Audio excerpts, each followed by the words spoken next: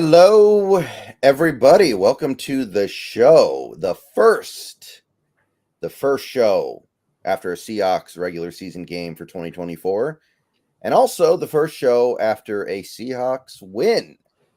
So I think we're all feeling pretty good about things today. I think we're all pretty happy with the way this season has gotten started, but we got to talk about it. So we're going to be dissecting this Denver Broncos game that is now in the rearview mirror a little bit. And then we're going to turn our focus to the New England Patriots coming up this weekend. So we're going to do that with me, Brendan, and we're going to do it with him, Brandon. How are you doing tonight, Brandon? It's always a little bit better after a win, but it's always great to just be talking football regardless. But fantastic, man. It's been fun watching the fan base be able to turn over this win and feeling a little bit of that excitement, maybe starting to bubble up a little bit. That's right. So first, generally speaking, I think both of us have had a lot to say about this Broncos game already. There's been plenty of stuff to get into about it. But generally speaking, was that in line with what you wanted and what you were expecting? Yeah, I think in general terms, it was. You have a rookie quarterback coming in, or let's say we play a backup quarterback like we will be this week. Make it hard on them. Don't make things easy. I mean, don't give them simple, easy reads. Press them a little bit. And I thought the Seahawks did a good job of doing that without actually having to blitz at a heavy rate on that side of it, that they could do like McDonald does, the appearance of it, the changing of coverages. But then also seeing these other elements come into play. The fundamentally just seemed more sound. Obviously, the tackling took a big leap forward in my eyes across the board. And you saw it kind of all come together. So, in general terms, as a quick answer, yes, it is one game and you don't want to overreact to that. But I've also said with this, as you probably have, the fact that this is game one, we're saying about this team right now, kind of is significant, though. That this isn't week 11 where we say, oh, we saw the plan finally hit here now. All these blown coverages have been happening. All these times where it's been looking loosey-goosey and it's finally tightened up here week 11. It's not what we're saying. It's week one you're doing this. And, some revisionism going on at times and people looking at that Bronco team. Yeah, I get it. The receiver's not great. I get it that the rookie quarterback, but that's an offensive line coming in that can get it done. And you took it to him and took it to him better than in a lot of ways any team in the NFL, at least as far as pressure rates go. So just yes. And what was your thought? I was just fantastically impressed, though. Yeah, I was really happy. It took a lot of weird and kind of fluky stuff for that game to even be remotely competitive. I think that there was a lot of stuff that you may not see again for the next few decades. When's the next time you're going to see a team take two safeties in a game? Well, if Williams keeps letting the ball fall at the 7-yard line, yeah, quite a bit. Yeah, but overall, you got to be really excited about at least one side of the ball here. And all things considered, that's probably the side of the ball that you should be thinking about more than any other, because that's the side of the ball that hasn't been good in like 8 years and hasn't been competent in 2 years. Yeah. Well, I mean, when was the last time, Brendan, that we out-schemed somebody or that we confused somebody or that you had a variety of free rushers coming? And that's on the few times you were sending the blitz.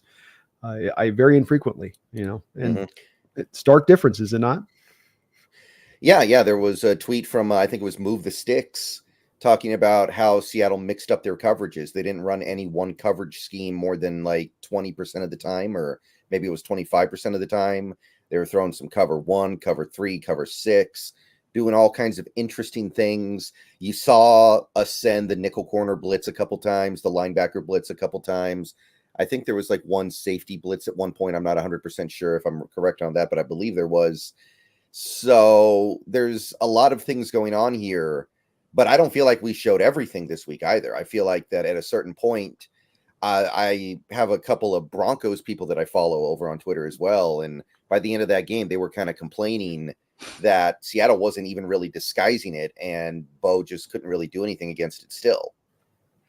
Yeah, I think they definitely didn't unleash all of it. You see that especially with even the blitz rate being in like the 20s for week one. And I think that the more the front four gets the job done up front, Brendan, and the more those guys just are able to handle business on their own, McDonald will be perfectly happy with dropping the 7 in coverage and trusting into that, And I think that is a game we're on. He just sort of picked his moments when he was going to bring bring some heat. But yeah, I think that they also felt pretty comfortable with how they could stop that team and confident how they could stop that team by the time they got in the third quarter, where they knew there was no answers. They knew their guys on the edges could hold up against their receivers, that they didn't have anybody dynamically that was going to take the top of your defense off. Your guys could run with them on the outside. And I think freed you up to tighten down the coverages and make it, harder down there on that side of it. And Nick's, as well looked like he was in over his head as a rookie quarterback, first start. Mm-hmm. Not the worst look. It's not an indictment on him. This is what happens to oftentimes rookie quarterbacks and why you have to really work to protect him. I was surprised a little bit that the Broncos didn't do a little more Javonte Williams.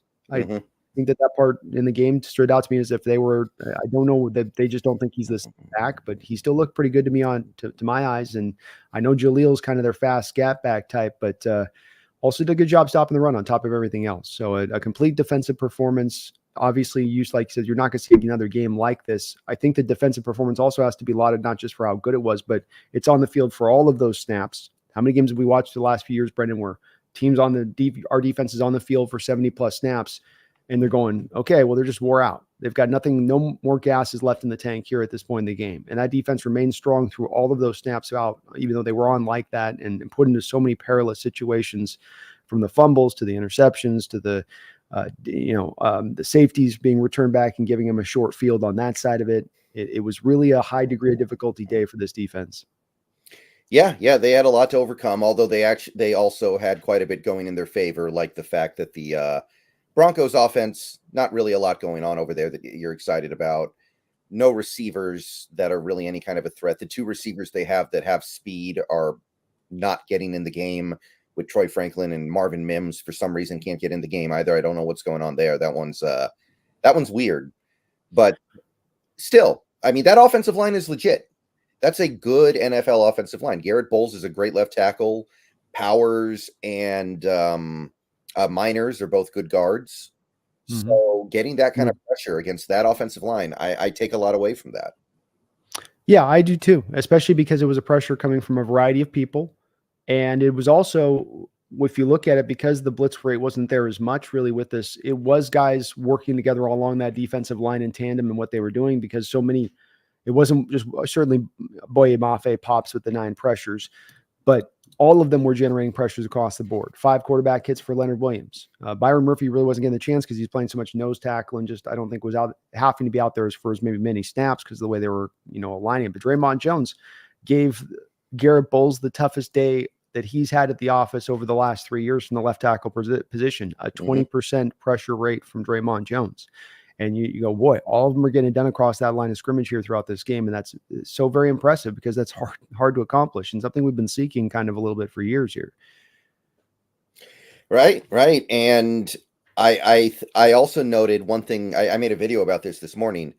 Linebackers. So really just, we're talking about Dodson and Baker, just those two guys, targeted in coverage 11 times, allowed 11 yards, which our linebackers haven't had a day like that in a very long time. If anything, that's the area that always gets exploited. So to have a game like that, and I understand that Bo Nix had very little accuracy if he went more than like 8 yards down the field. I know that some of it's on him, but to see the linebackers cover like that, because they couldn't attack the outside corners either. Witherspoon gave up very little. Woolen gave up literally nothing that whole game. Like, generally speaking, you would assume that somebody's going to give up something somewhere on this defense, but not really. The only guy who gave up anything was Trey Brown with that one play right before half. That was it. So, I mean, you're not going to see another game where they play that well, and you're probably not going to see another game this year where we play a quarterback that bad or who played that poorly, but it's still impressive to do that in the modern NFL. The modern NFL, you're not supposed to be able to be that good, holding an opposing offense to like 3 yards per drop back. Yeah, and you have a guy in Sean Payton who's supposed to be a guy who's a competent offensive mind in this league. And as much as last year was rough for them, let's face it, in that year where supposedly they can't make Russell work. They're still out there getting 8 or 9 wins last year. They pulled off, to your point on this team. So it's not necessarily the worst roster in football or as devoid. And a guy like Courtland Sutton, for instance, he's not going to take the top off the defense, but that's a guy that even as recently as this whole kerfuffle with Brandon Ayuk, the Niners were reaching out to the Broncos about potentially trading for him. So a guy that they think that he was at least some value in that way, and the guy can get open, and you put some clamps down on him. And so I agree. I think it is a very impressive performance. It might be, as you said as well, maybe the most we end up coming to find out. We'll have to see on the quarterback thing with that, Brendan, because we might, especially after tonight, be facing even rougher in a 7th round pick variety. And I'm not talking Purdy here, but we'll get to that in a second. Yeah. But I think it was a great opening step here by McDonald. And again, he's just starting. You're looking through the peephole here of what he can begin to unleash, because he's not going to set the stage here and throw everything at these guys from day one. He's going to just keep building this up more. The more details they get within this defense, the more that they start to onboard, the more wrinkles, the more turns. So very impressive. Very, very impressive. Right. And offensively, I mean, it looked like it was going to be one of those days for a little bit, but that second half, really nice adjustments by Grubb. I think he finally accepted that I don't have the offensive line that I want to have, so I got to play with the offensive line that I got. And when we went to that run-heavy attack, things flowed. And I know some people are not going to be thrilled with the overall production, but I think when your offensive line plays that poorly, scoring 26 points is actually a little bit of a miracle. So I'm not too discouraged by anything I saw out there. It's got to get better just by default. We talk about how offensive line play is about continuity even more than it is about individual talent of the players. Give these guys some time. It will improve. And I think that they are still headed in the right direction. Well, we've got certain trends that are still spilling over from last year in regards to pass protection, because when you look at the team that blitzed at the highest rate this last week in the NFL, Brendan, it was the Denver Broncos. And so the Denver Broncos are bringing over something from last year. And this was something that, of course, Mike McDonald created. Really, I think, is a trend across the league when he played the Seahawks in that Baltimore game last year, where teams started to realize you could attack our pass protections. You could do it with the blitz. You could have a lot of success with that. And so this is continued over from last year. And I think there are a couple reasons why it's continued over, even though we have Grubb in here now newly on point. I think, like you said early on, there's a little bit of, I'll trust my pass pro. I won't have as many guys helping out in the backfield, and we'll hope those guys can hang in there and hold on. So there was a little bit of that at first.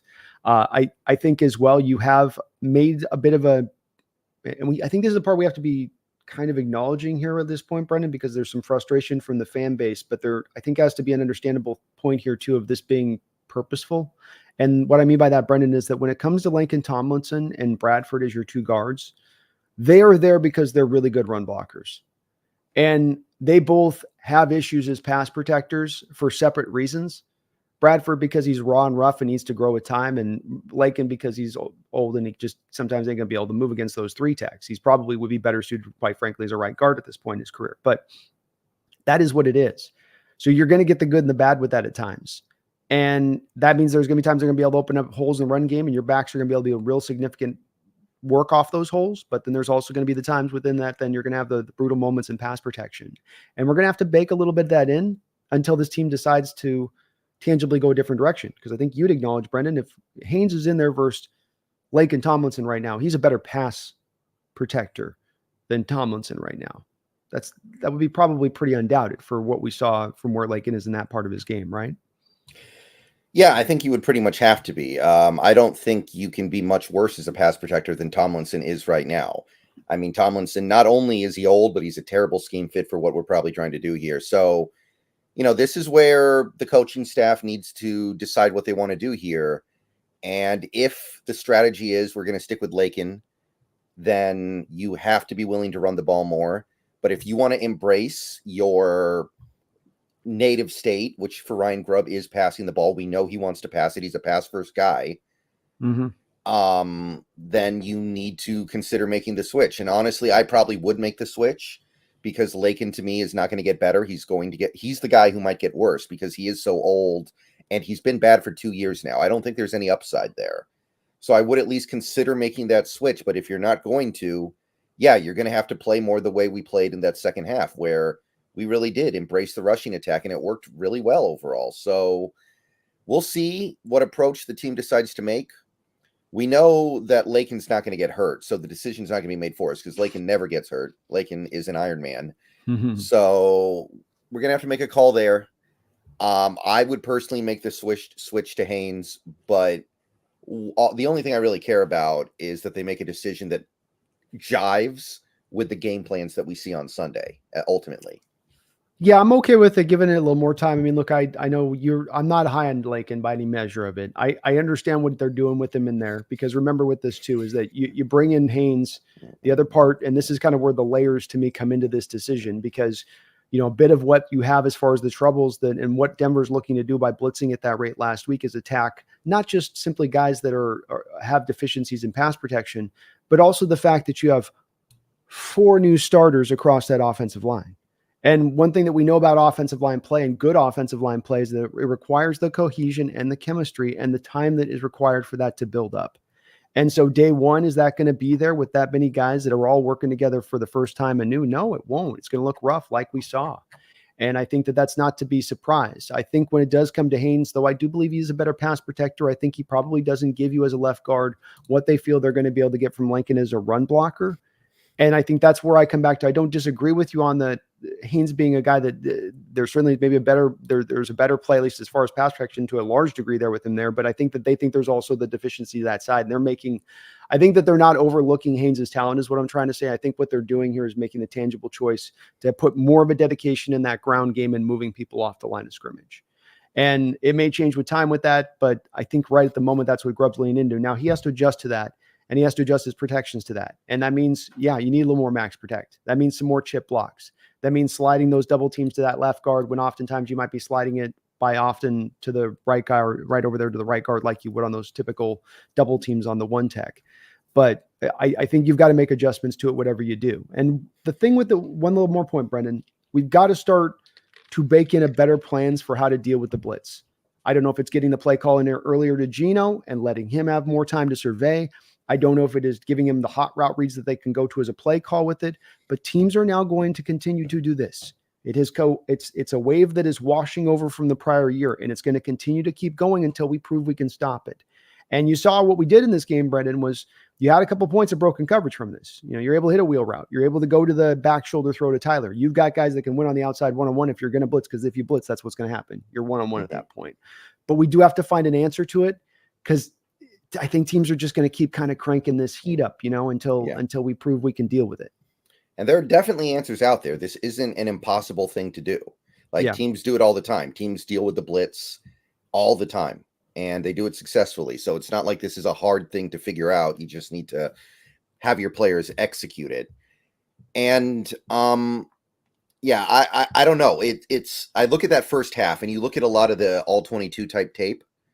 A lot of those play designs were great. You can see the stuff going on downfield that is going to result in wide open receivers in big plays. But the pass protection just broke down before Geno could actually capitalize on any of it. So if that's just going to be the standard for the rest of the season, then I hope that Grubb understands that he's going to have to change the way he's doing things. And in that second half, he did. So I'm encouraged by that, because he could have just kept beating his head against a wall or hoping that his offensive line eventually just started playing better, but he didn't. He found a different way to move the ball. Yeah. And I think, like you, there are ways to attack it. I think he's also, he was probably walking in not as much expecting the blitz being at this rate from the Broncos, because they weren't at this blitz rate necessarily last year. They're certainly willing to blitz a decent amount. They were last year, but not highest rated in the NFL level, not Minnesota Vikings from last season level of blitz at like almost 50% rate. So he probably wasn't walking in thinking that's what they were going to do. Certainly not when he's got 7-step drops to kick the game off, and he's got the like, whoa, okay. But it's something I think he'll start to notice now. And okay, this has been going on from last year. I got to think a little bit more along these lines, because this, not just this, it doesn't matter whether the opponent's built to blitz or not. Teams will call it up, as we saw even with the Niners last year, a team that doesn't like to blitz a lot, but when they faced us in a couple of those matchups, now again, they're like, oh, they struggle with this. We're going to dial this up a lot more in these games against Seattle than we normally would. Right. And, the good news is I didn't think Connor Williams played all that great on Sunday, but he's going to get better. He got here 3 weeks ago. It's his first game in 9 months.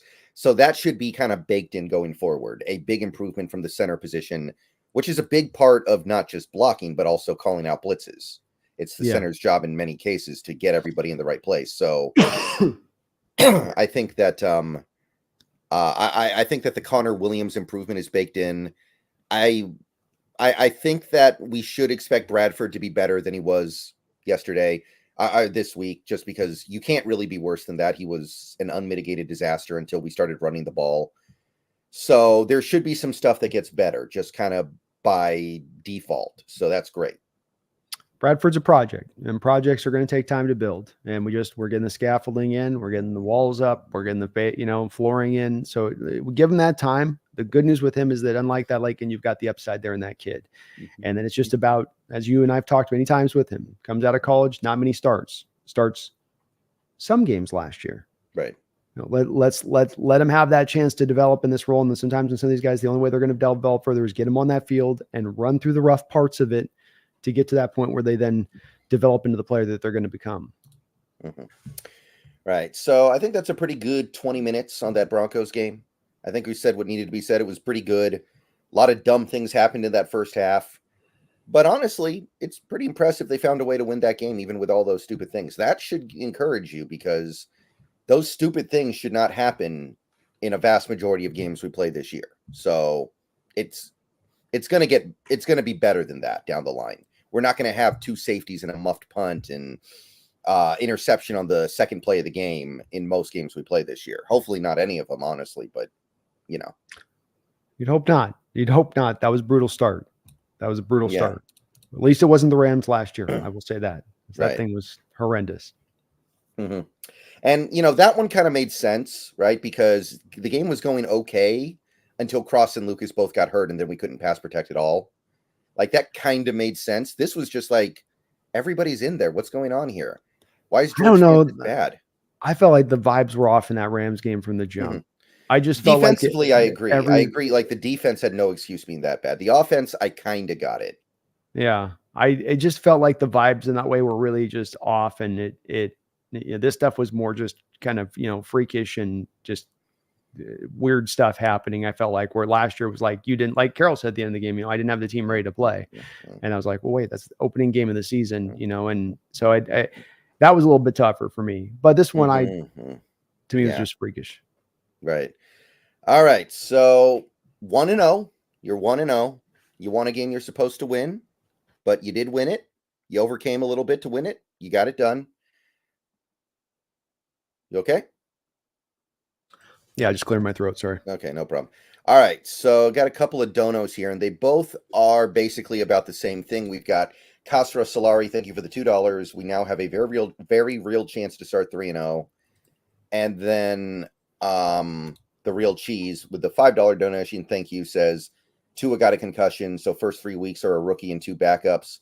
Man, I hope he's okay, but damn, it seems he didn't learn from the past. So both of these super chats basically are referencing what happened about an hour ago with Tua Tagovailoa. I think that's how it goes. I want another attempt at that, please, sir. Tua Tagovailoa. One more time. Oh man, I can't do it. That's a brutal one, man. I know. I'm not gonna run it. I just want to hear you try. Yeah, that's a tough one, but a lot of people. There's been a lot of speculation. His career might be over because this is like what, the 8th concussion. Yeah, I don't think he's going to allow for that to go down. And at the end of the day, I'm sure he gets to ultimately be the guy that can sign off the waiver on it or not. And for him, what's the difference between 7 and 10 concussions?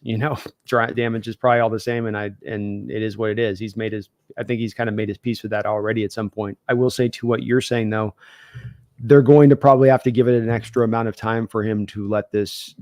That's the whole thing with it, right? When you have a guy get a concussion, you put him back out there and then he gets another one really quick. That's where that really is bad for the player's brain at the most. And that you want to give him that extra time if you can. So this season being done, certainly being done is by the game we're going to play him at in 2 weeks from now, Brendan. I think that this is very accurate that that's what we're going to be facing. And we saw that backup come in tonight for the Dolphins, and what they've had to do, Brendan, and we know how this goes, right?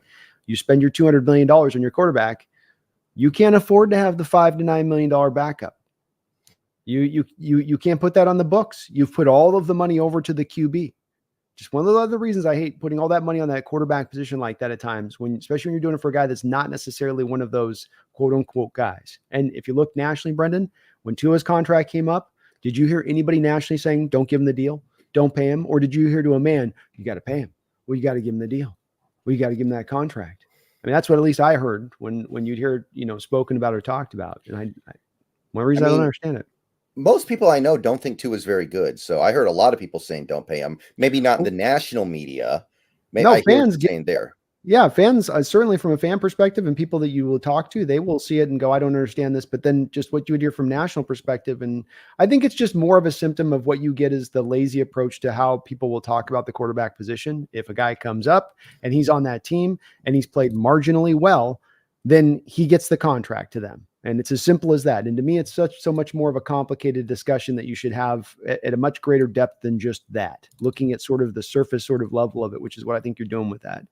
But back along to this, they're putting all the money on Tua. You can't afford a great backup. We saw with the guy who came in tonight, he was kind of holding on. You knew it the second you saw the guy with the glove on his hand. You're like, oh, here we go.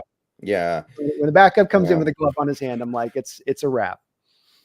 Yeah, one thing I talk about sometimes is some of these quarterbacks that get in games these days, they really do look like a punter got into the game as the quarterback. Like they had to throw out the emergency QB.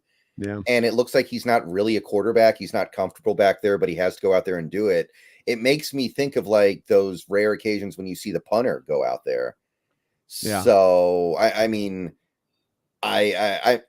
some people have been talking a little bit about how QB play seems like it's down right now in general in the NFL. I actually even did a whole video about it earlier this week, where it just seems like the days of Brady and the Mannings and Rivers and Breeze and Roethlisberger and for a while there Luck and Wilson. There was a period of time where it just felt like there were so many money in the bank quarterbacks and you'd see like 3 or 4 400-yard games every week, and now you don't. So if the quarterback play at the top is coming down, I guess it kind of makes sense that the quarterback play at the bottom would also be coming down with it. Yeah, I think probably. I mean, it could be the quarterback play going down, but I might counter that. What I think it's happening here is that the defense has started to come forward a bit to me in recent years. And that it's as much as that they've sort of caught a little bit up to the offenses who for years had this great distance that they had outpaced the defenses by. And that carryover from last year started out even into week 1. And, they're not, it's like going back to the 80s and how offenses would throw the ball all over the football field to the point that they didn't worry about interceptions. So you had guys that would have, throw 20 interceptions in a season and it could still be construed as a good year for them. It wasn't a big deal. And that it was a different time, but then offenses started to realize, okay, we're going to cut down the interceptions and we're going to really fight to not have those turnovers happen, a little bit more of the short passing attack. And now offenses started an explosion point. And from there onwards, it's been them kind of outpacing the defense. But now you got the defense going, a couple of years ago, we saw Brendan with some of the cover 2 shell stuff beginning this off with, and we're going to take away the deep stuff now. These 9 route throws, these quick score strike stuff you're not going to get that anymore. And we're not going to be as easy to read, and we're going to be more varied, and we're going to be as creative defensively as you guys have been offensively. We're going to start to counter that in that way. Because I think when I look at the QBs, Brendan, I look at guys that look, these guys have been throwing, when it comes to Elways or Mannings or Brady's, these kids have been throwing much longer, doing much more passing stuff at a younger age than those guys ever did. And I don't know that they're any less necessarily hungry, though that might be a bit of it. I think they're a lot more further advanced along, really. But to me, that's why I come back to saying it's more to me the defense pushing this than it is the skill level of the quarterback. It's just the fact that they've gotten better. No, I actually agree with that. That's actually kind of what I talked about in the video as well. I think that cover 2 shell has really killed these offenses because, back in the old days, quarterbacks, they would put up these big stat numbers because they would get like 2 plays a game where they just hit a big play. And it's like, oh, that's 140 yards right there just from those 2 plays because I was able to get hit over the top. You don't hit over the top anymore. No. Like even the Dolphins, who have built their offense around the fastest receivers in the NFL, they don't take that many deep shots anymore. They're all about throwing the ball behind the line of scrimmage. Yeah, and you saw it in this game where it was screaming for them to try to do something to push a little bit of the ball up the football field, but they got all scared because they had the 2 interceptions. So they stopped throwing away from it. You saw the cover 2 beaters that they would try there with Tua, where because Buffalo was running a lot of the cover 2 shell stuff, and they ran that 1 out route where Tua threw it and he had to throw it like real early, threw it out away, and Tyreek Hill couldn't drag his feet in bounds, and they just didn't have an answer for how to beat that defense. And a lot of times, because it's not going to be cover 2 always the post snap, or it'll be some variant that's in a different way, where before, if you saw cover 2, it was much like if we showed cover 3 before, you were going to get cover 3. If you saw cover 2 on a defense, atypically before 5, 10, 15 years ago, it was going to be cover 2 post snap. Now, as we saw with McDonald's defense on Sunday, it can be anything post snap. And this just makes it for the offenses very, very hard. They've almost been able to get away with stuff, Brendan. You know what I mean? Like, you've been able to get away with knowing what the coverage is post snap. That's such a huge, if you think about it, that's such a monstrous advantage for the offense to have. I can walk up to a line of scrimmage and I can look at what you are and where you're aligned. And I know you're probably going to be in that post snap. And you take that away from them, and that's taking away a pretty big advantage. Yeah, that's kind of how I feel about it as well. And I think the response to it is just these quarterbacks have to get very patient, and some of them really seem to have a hard time doing it, because you have to have a successful play over and over and over again. It just has to keep going. You have to never lose that patience, never think, oh, I'm going to hit a big play over the top here because I'm bored. You just have to be willing to take this short play over and over and over again. And I think it's tough for a lot of these guys. I do too, especially when they start to, in these coverages, mix them up to tighten down some of that short stuff, where it doesn't become about protecting deep necessarily, where it'll look everything like protecting deep and then become squeezing you shallow. And it's like the stack boxes peeling off to the 4-man fronts. Everything is what it looks like this way to lean you that way, and then it goes this way post snap. And then next time they'll just show it and they'll bring what they're showing. And you're left in this place where you have to guess as an offense post snap. It forces you to guess post snap. And when you're doing that to offenses, I think you're going to lower down their effectiveness, because I think that's something that over the last 20 years, especially, Brendan, they've been able to get away with. They've been able to get away with, I see a cover 2 look, it's cover 2. I see cover 3, it's going to be cover 3 or cover 1. You know, it's one between 1 and 2 coverages. I'm probably going to get post snap if I see this. First, it could be anything. Right. But to the original point of like the super chats, which is what I think the general gist of the Tua conversation is, yeah, I do kind of agree. This team should now be starting 3-0. Although I will say, I don't really consider Brissett a backup quarterback. I think he's in there because they think he's the best quarterback right now, and they don't want Drake May to be a tackling dummy behind that really, really bad offensive line. I wouldn't consider that to be a backup situation, but I do agree that Miami game has completely changed now, because if Tua plays in that game, that is incredibly irresponsible.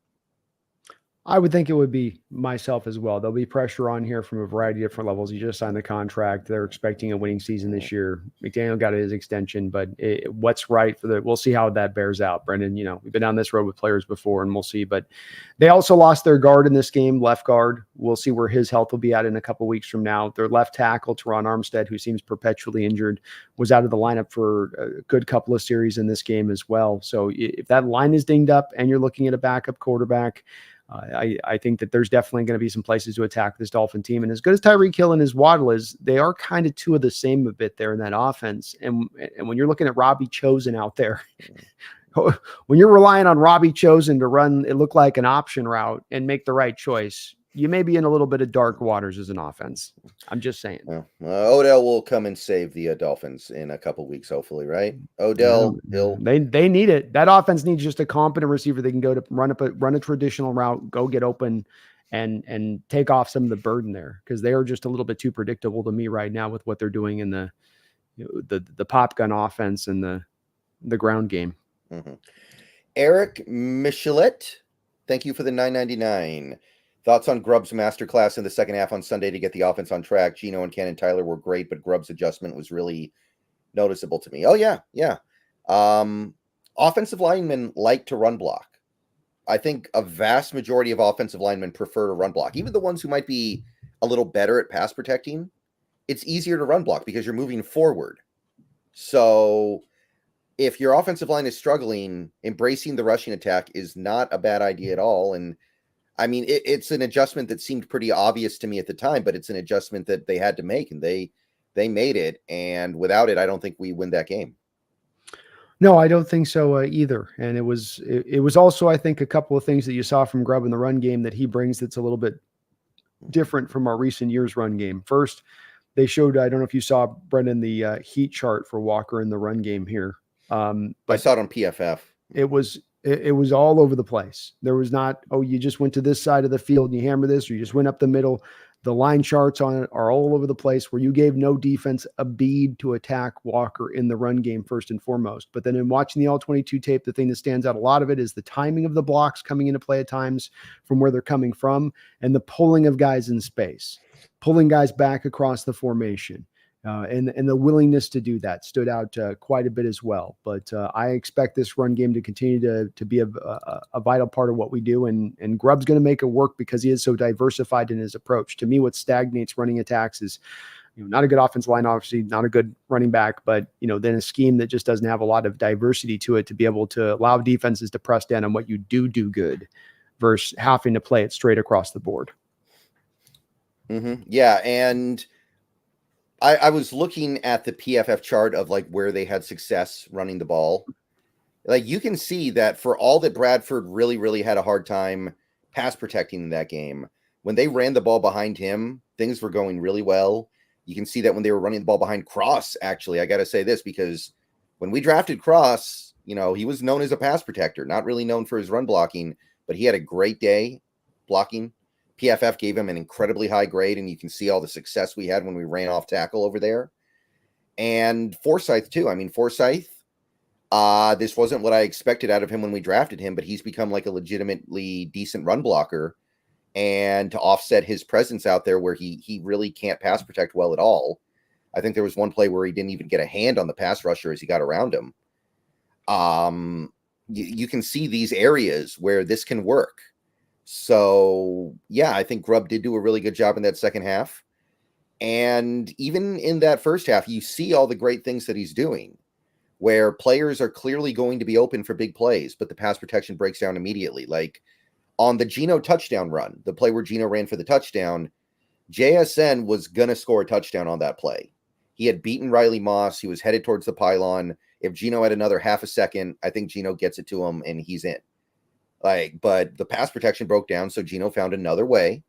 But you can see the great stuff with Grubb. We just need to improve the context a little bit so this stuff actually matters. And I think it'll get there. Yeah. So the offensive line settling down, and it will improve. A lot of reason to believe it will improve even just bit by bit here as the weeks go forward, as long as the health can hold up.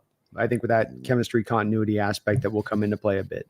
But I thought, yeah, Forsyth gets banged on by the fans, and he's for what he's asked to do, he's steady enough. It'd be great to have better performance from that position. It really would. This is why they signed George Fant. But you're down to your fourth tackle on your roster.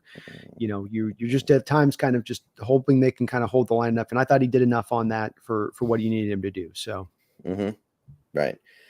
Let's see here. Long-lived King. Thank you for the $5. Fans are saying trade for an O-lineman like it's an easy fix, but first week's O-lines are severely struggling across the league. Yes, that is true. I think our offensive line in the aggregate ranked about 27th, though, so we are certainly one of the worst so far. But I don't think you can trade for an improvement on the offensive line. The offensive linemen that would be significant improvements over what we have are being held on to like grim death because they're so valuable, because offensive line play is down right now.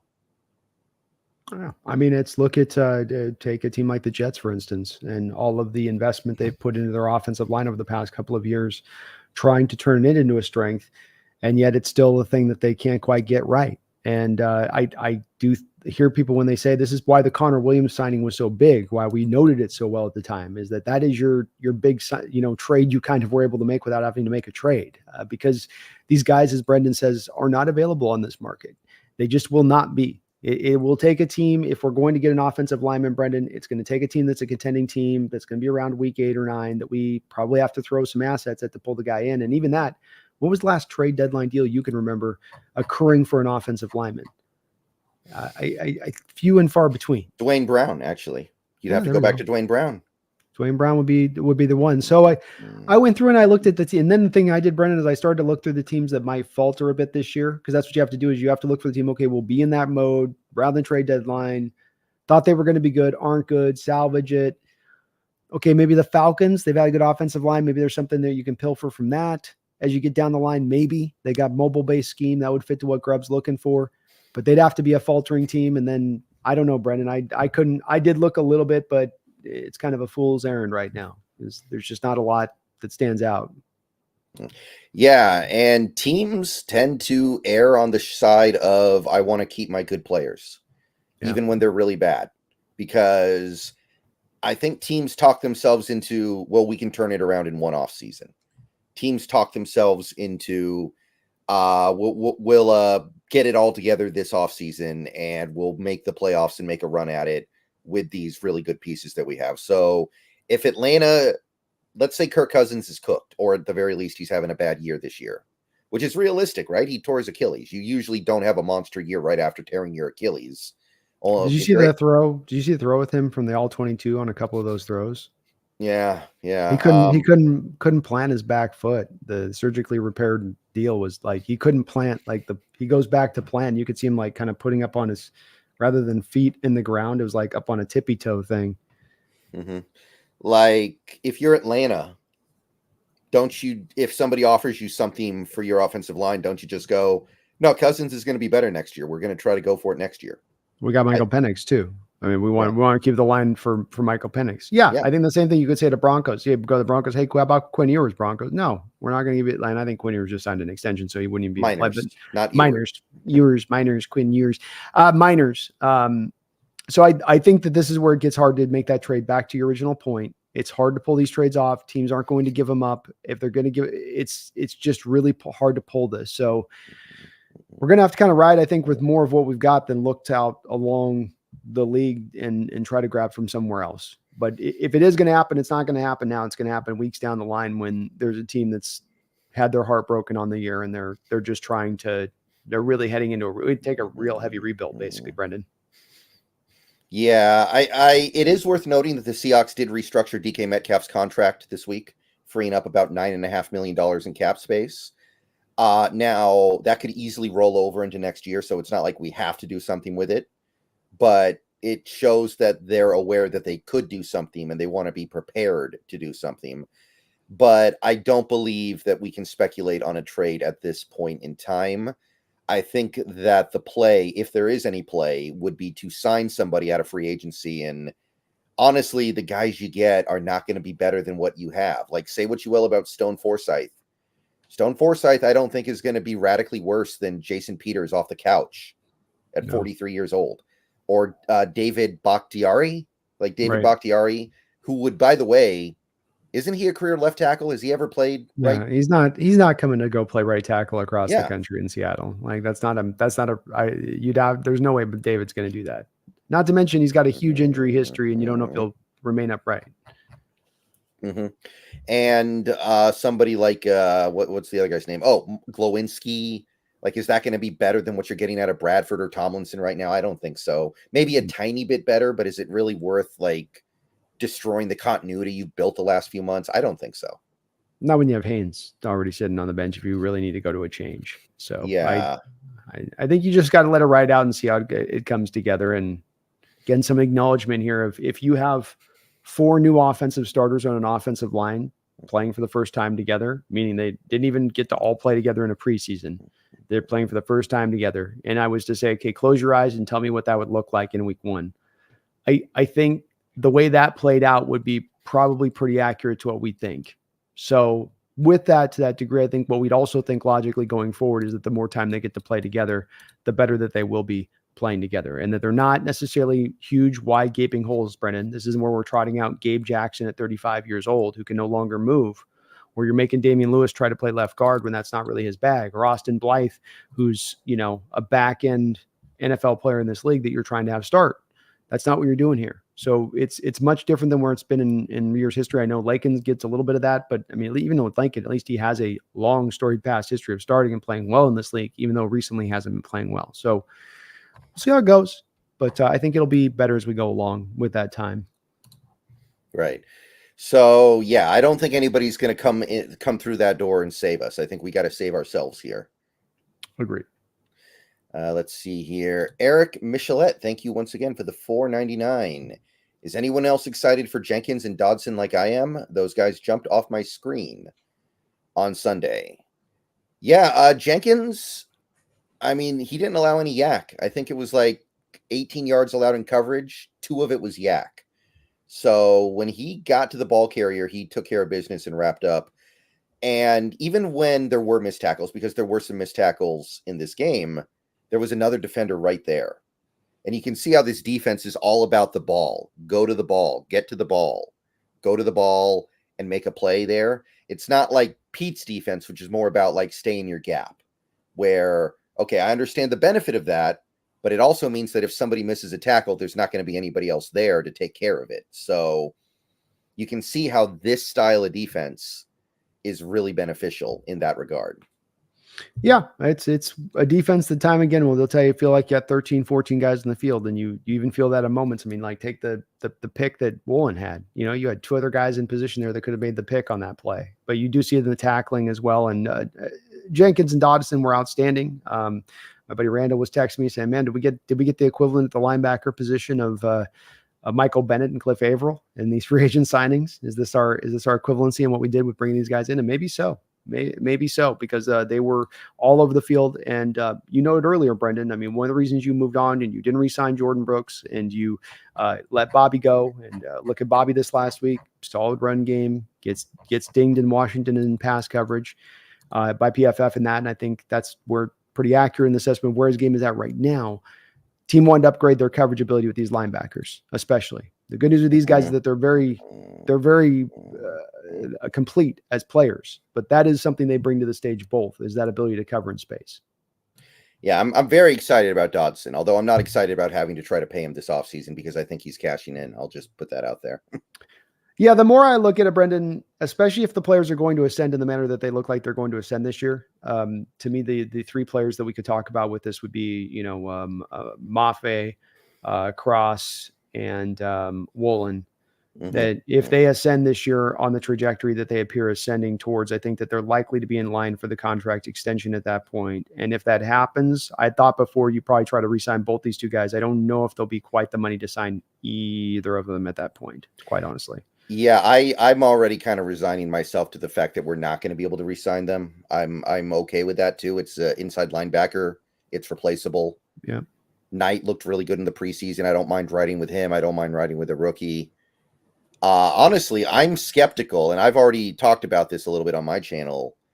I'm skeptical about being able to afford Woolen because you have to pay Spoon in a couple years, and he's going to probably get top of the market money. He's probably getting that $25 million a year at least. So the Seahawks, even when they were at the peak of their power defensively, they never paid 2 corners top of the market money. So I'm skeptical that we can afford to pay Woolen and Witherspoon. I think that's going to be really hard. Yeah, I mean, I think you were also in a bit of a different conundrum at that time when you didn't pay it back then. Number one, you had Browner, who was going to get to be a little older, and you'd already paid a bunch of other guys that you had already earmarked for who you were going to pay. Be it your Earl Thomas and your Cam Chancellor and Richard Sherman, and go down the list of the line of the guys that you were going to pay on that side of it. And you're not necessarily in that same point right now necessarily as we go forward. My thinking on this is that you will be able to pay all 3 of these guys, and that the team's intention will be to do so. The other part of this that I think drives this decision-making, Brendan, is that you're not rocking the Carroll defense. This is not, hey, we can go get a zone cover corner who just needs to tackle really good in the draft in the 3rd round, and we'll be fine opposite Sherman. This is having guys that could be lockdown corners on the outside is one of the most optimal things for this defense in the history of this defense. The defensive coaches have leaned towards loving these kind of players. So my belief is that one thing we got to pay attention to and key in on this with these 3 guys' contracts coming up is, as I always say, Brendan, the leverage aspect of it. Leverage dictates and decides the deal. Yes, are these guys worth this amount on the contract of the market? Yeah, if they were in the open market, but they're not on the open market. There's a final year of their deal that they're on the hook for to the team. And in Cross's case, he's got a 5th-year option. And you still have 2 franchise tag points you can theoretically hold over a team at that point. Now, I don't think it gets to that point. But what I think it does do, Brendan, is drive the negotiations to get done at a place that's going to be reasonable for both the team and the player. And they will get that sort of average per year situation, but because you have the final year of that contract, because they're not coming off something where you're eating prior bonus money, you can at that point bury the first year of the deal very low. And let's remember, I know you're not running into this, but I'm running into this from a lot of people getting hung up on the 25 cap situation. And I think too much so, Brendan, because they're not looking at the flexibility of the situation. And they're especially not looking to the 26 situation where we're top 3 in cap space right now as it currently stands. Mm-hmm. So when you look at it from that far-fledged point of it, you're not really paying anybody in the long term as it stands. So you can afford these guys. Some of it's going to be driven by how they approach the quarterback position, and there'll be some other tough decisions in there. But I think on those 3, also understanding, Brendan, when you look at the history of John Schneider, point to me of a time when you've had a player through the first 3 years of his deal perform, ball out, ascend as a player, and then he says, go ahead, bye-bye. I'm going to let you go. Who did he not pay in that era of time in that way that was in that player?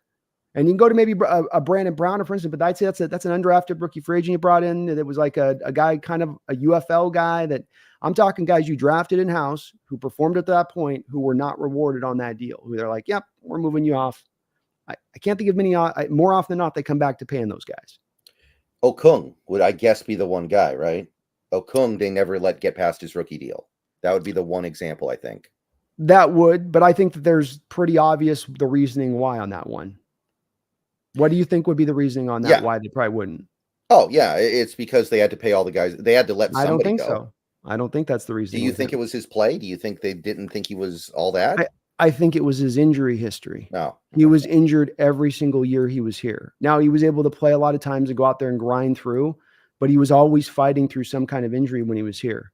And I think that that's part of what factors into when you're going to give a guy a contract extension, is if you think the health's going to hold up. And even if you look at Okung leaving, he played reasonably well for the Broncos for a year there, but the injury stuff continued. If I'm not mistaken, you can correct me on this if I'm out of base on this, but I believe that the injury stuff still continued to kind of pop up for him, where he was always sort of still dealing with it. And I don't think John trusted that in the long term, in my opinion. I could be wrong on that, but you're right. That is an example of it. So I don't want to knock the feet off the stool on that one on you. I mean, that would be the one. But I think for every one of those, there is a Cam, an Earl, a Richard, from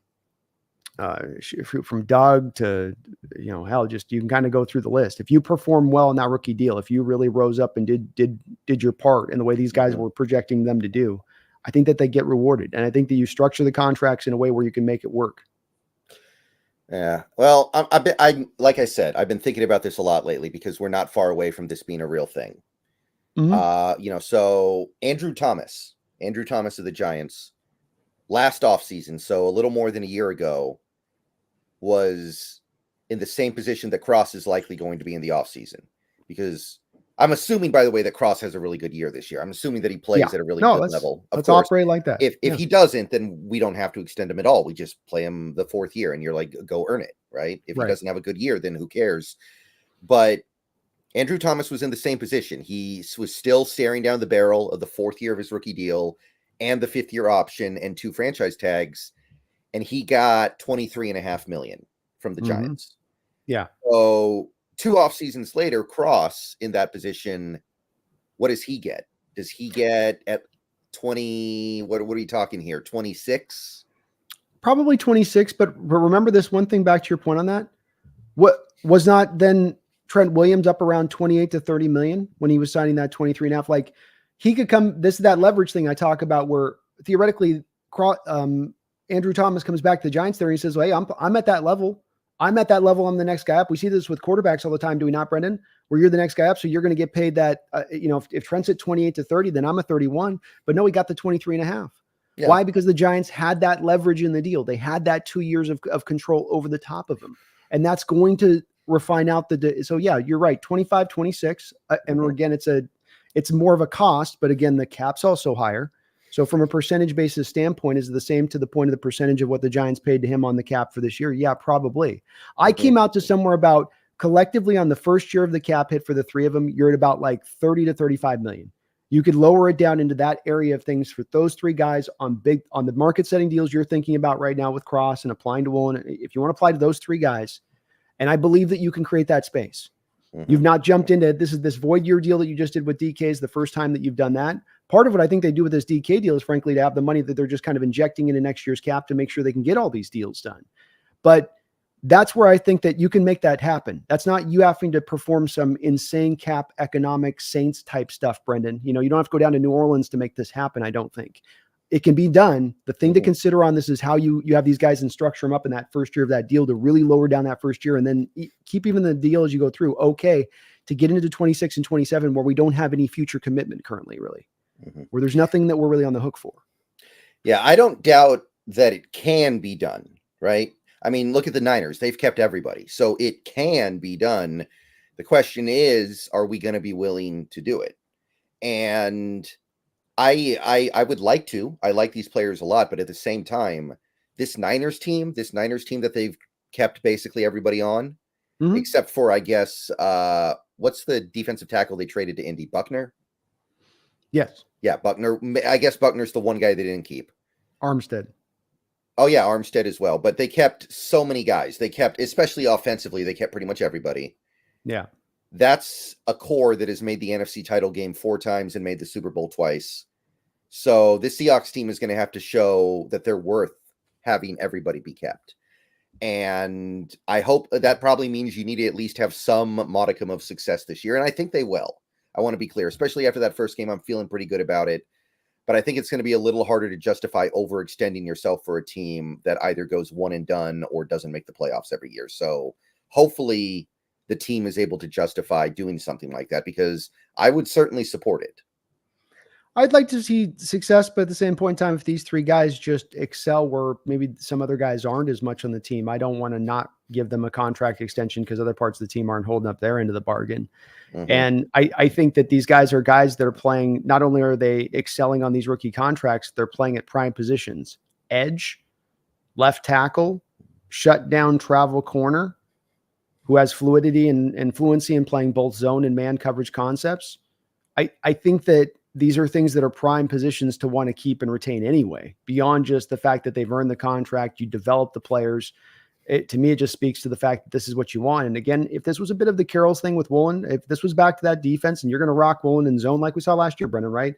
Best man cover corner grade in football by PFF, but spend so few snaps actually in that man coverage corner place. You're not utilizing him to his utmost. So why go pay that guy all that money to put him in a position where you can just sort of slot any kind of old corner in there in that zone coverage concept, and you're not going to get a far drop off of a play, and you're saving a lot of money. But when you're going to have a guy that is going to play a lot of man, and he is going to travel with that number one wide receiver, and you can have the thought of pairing him and Witherspoon up in the future on this defense, and understanding this defense loves having corners that shut guys down because it can utilize that to the utmost, Brendan.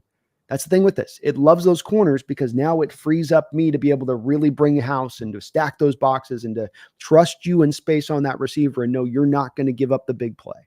And it's such a huge part of what this defense wants. And I think McDonald, coming from that history of it, is going to be hard pressed to want either of these two corners to walk if they continue on their current trajectory.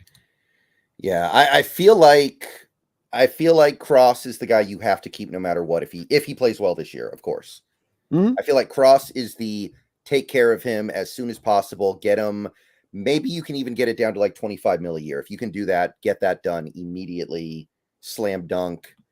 I think Walker is the guy who clearly you can't make the extension on. He's already having injury issues. He's already missing games. He's a running back. I think that's the one that is clearly you can't do it.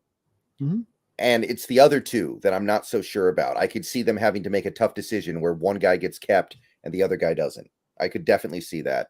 And I'm not sure how to feel about that. And I'm not sure which way I go there if that is the case. Because, I mean, don't forget, by the way, I know we talked about this in a previous show about whether or not this team is going to be willing to make a big investment on Geno Smith. And you speculated that they wouldn't, but maybe they would. Maybe they would be willing to give Geno $50 million a year if he has a good year this year. And if that's the case, that changes the formula as well. Yeah, I think That's definitely a big part of this, I think, Brendan, if the team wants to tactically go back into that same boat, or if John goes to more of the 2012 blueprint, seeking to more find quarterbacks where he's got a pairing of Hal and a young quarterback coming in and he lets them duke it out and let the best man win. And on that, neither of us really know what his approach will be on that. And some of it could be determined, like you say, by Geno having the year he might have this year. I think when you come down to this next year, we don't have a lot of significant free agents that we've got to worry about. You have the Geno and DK deals really that are sitting at the top of the stack.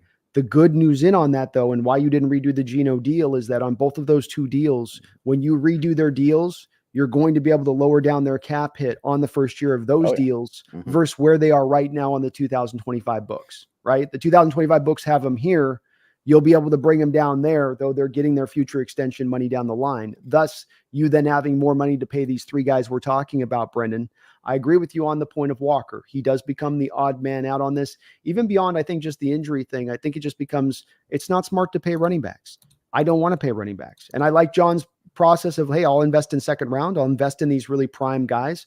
But yeah, we will, after that rookie deal, look to move on, and we'll pay the other positions that are of those other prime positions like edge, like shutdown corner, like, number one wide receiver, those type of things. We'll go after that instead. But I think there's enough money to get these guys all done. And I've looked at the books pretty thoroughly on this, Brendan. I've dived into it.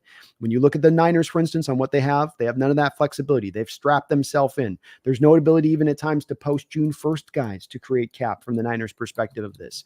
But from the Seahawks perspective, they can get it done, mainly because they can so much lower down that first year hit of these deals because they're able to do this early rather than doing what we see some teams do, Brendan, which is wait too long on guys, right? They stretch out too far, and then you feel the real full burden of that hit come into play rather than getting out ahead of it a little bit.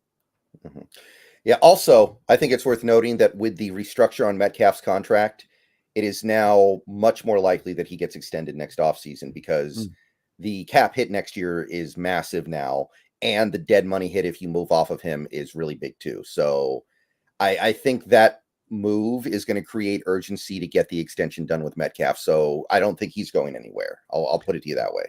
If I was to be asked to put a gamble, because another thing, we don't know exactly what the reasoning is behind it, and people thinking there's a trade coming. But to your point on this, if I was to have to gamble on this deal and what I think's happening here, because it's the void money's the tell. To me, that's the void money, Brennan. They could have converted base to bonus here and then just had it to where you got half as base you're eating on the books this year, half to next. And that was the way you'd save money typically to go get yourself a trade. Instead, they put the void year monies 3 years out.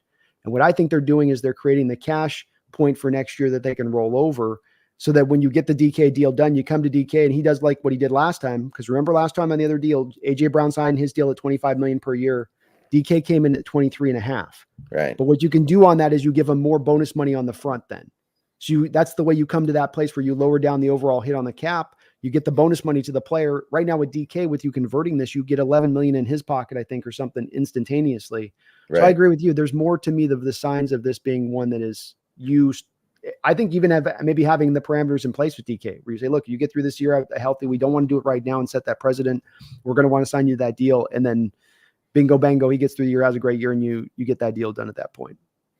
Right. So it's going to be tough. I know it's doable, but the question is, do you want to do it? Are you willing to extend yourself like that? Like the Niners have done, like the Saints have done so many times, but some teams aren't willing to do it. Some teams don't. So we'll find out. I'm not against it. I just wonder if the team is going to be down with it. I think if they know that they're in that contending state, and the thing you see with the Niners doing it, they're extending out a window that's been an elongated window, and they're trying to extend it out as far extra as they can, and they're going to pay the popper to do so. Where with us, we're just heading into that window. We're just starting to crack that sucker open, and so yeah, why not hand out these deals? You're not giving it to aging veterans who are on their last legs. You're not rewarding a guy for a one season of brilliance. You're giving guys that you've developed in-house as part of your core that rewarded deal. And it paid off for you doing it before. And I think it would pay off for you doing it again. All right. So let's see here. Coded Dad, thank you for the $13.99 Canadian. Concerned about the Pats D. They're going to bring the house lots. Geno going to be pressured all game. Probably, but that's why the offense needs to have blitz beaters. They have to expect that, prepare for that, and be able to handle that. That's the test this week. Interesting enough, against the Bengals last week, the blitz rate for the Patriots was actually below the Seattle Seahawks. So they were in something like the 23rd, 24th rate as a blitz rate, which is counter again to what we thought with Mayo we were going to get, and what the Patriots fans would tell you they thought they were going to get with Mayo, which is a little bit more blitzing this year. I still do believe, though, to your point, Cody Dad, that he is going to flip it up this week. Mayo comes from the Belichick background, where one game plan one week is not going to be the same game plan the next week. And when you look at the weakness of the Seahawks team going back this last year now, basically, this is the way to go after them. And so I'm expecting them to dial it up, especially out there with Stone Forsythe. And him out there is a way you can attack him. I'm very worried right now about the matchup of Stone on Keon White. That's not an ideal situation. I mean, part of the problem here with Stone is he's a pure left tackle, really. He's playing the swing tackle role, but he's really best to be out there against more of your kind of twitchy edges that he can kind of somewhat stay with. It's these power edges that make him look silly on the right side. And that's what you're going to get a little bit with the Keon White, Brennan, the inside outside guy. And it's just like those heavy hands get up into Stone and he's just kind of, it can be a wrap. So you're going to have to give him some help, but I agree to Kodad's point. They're going to dial it up this game and they're going to test us in this way. You look at that Bronco blitz rate and they didn't just like go, it's like he didn't go like this, Brennan. He did this move, when you up the up the volume, he was like, you slam that sucker to the top. Let's go. Right.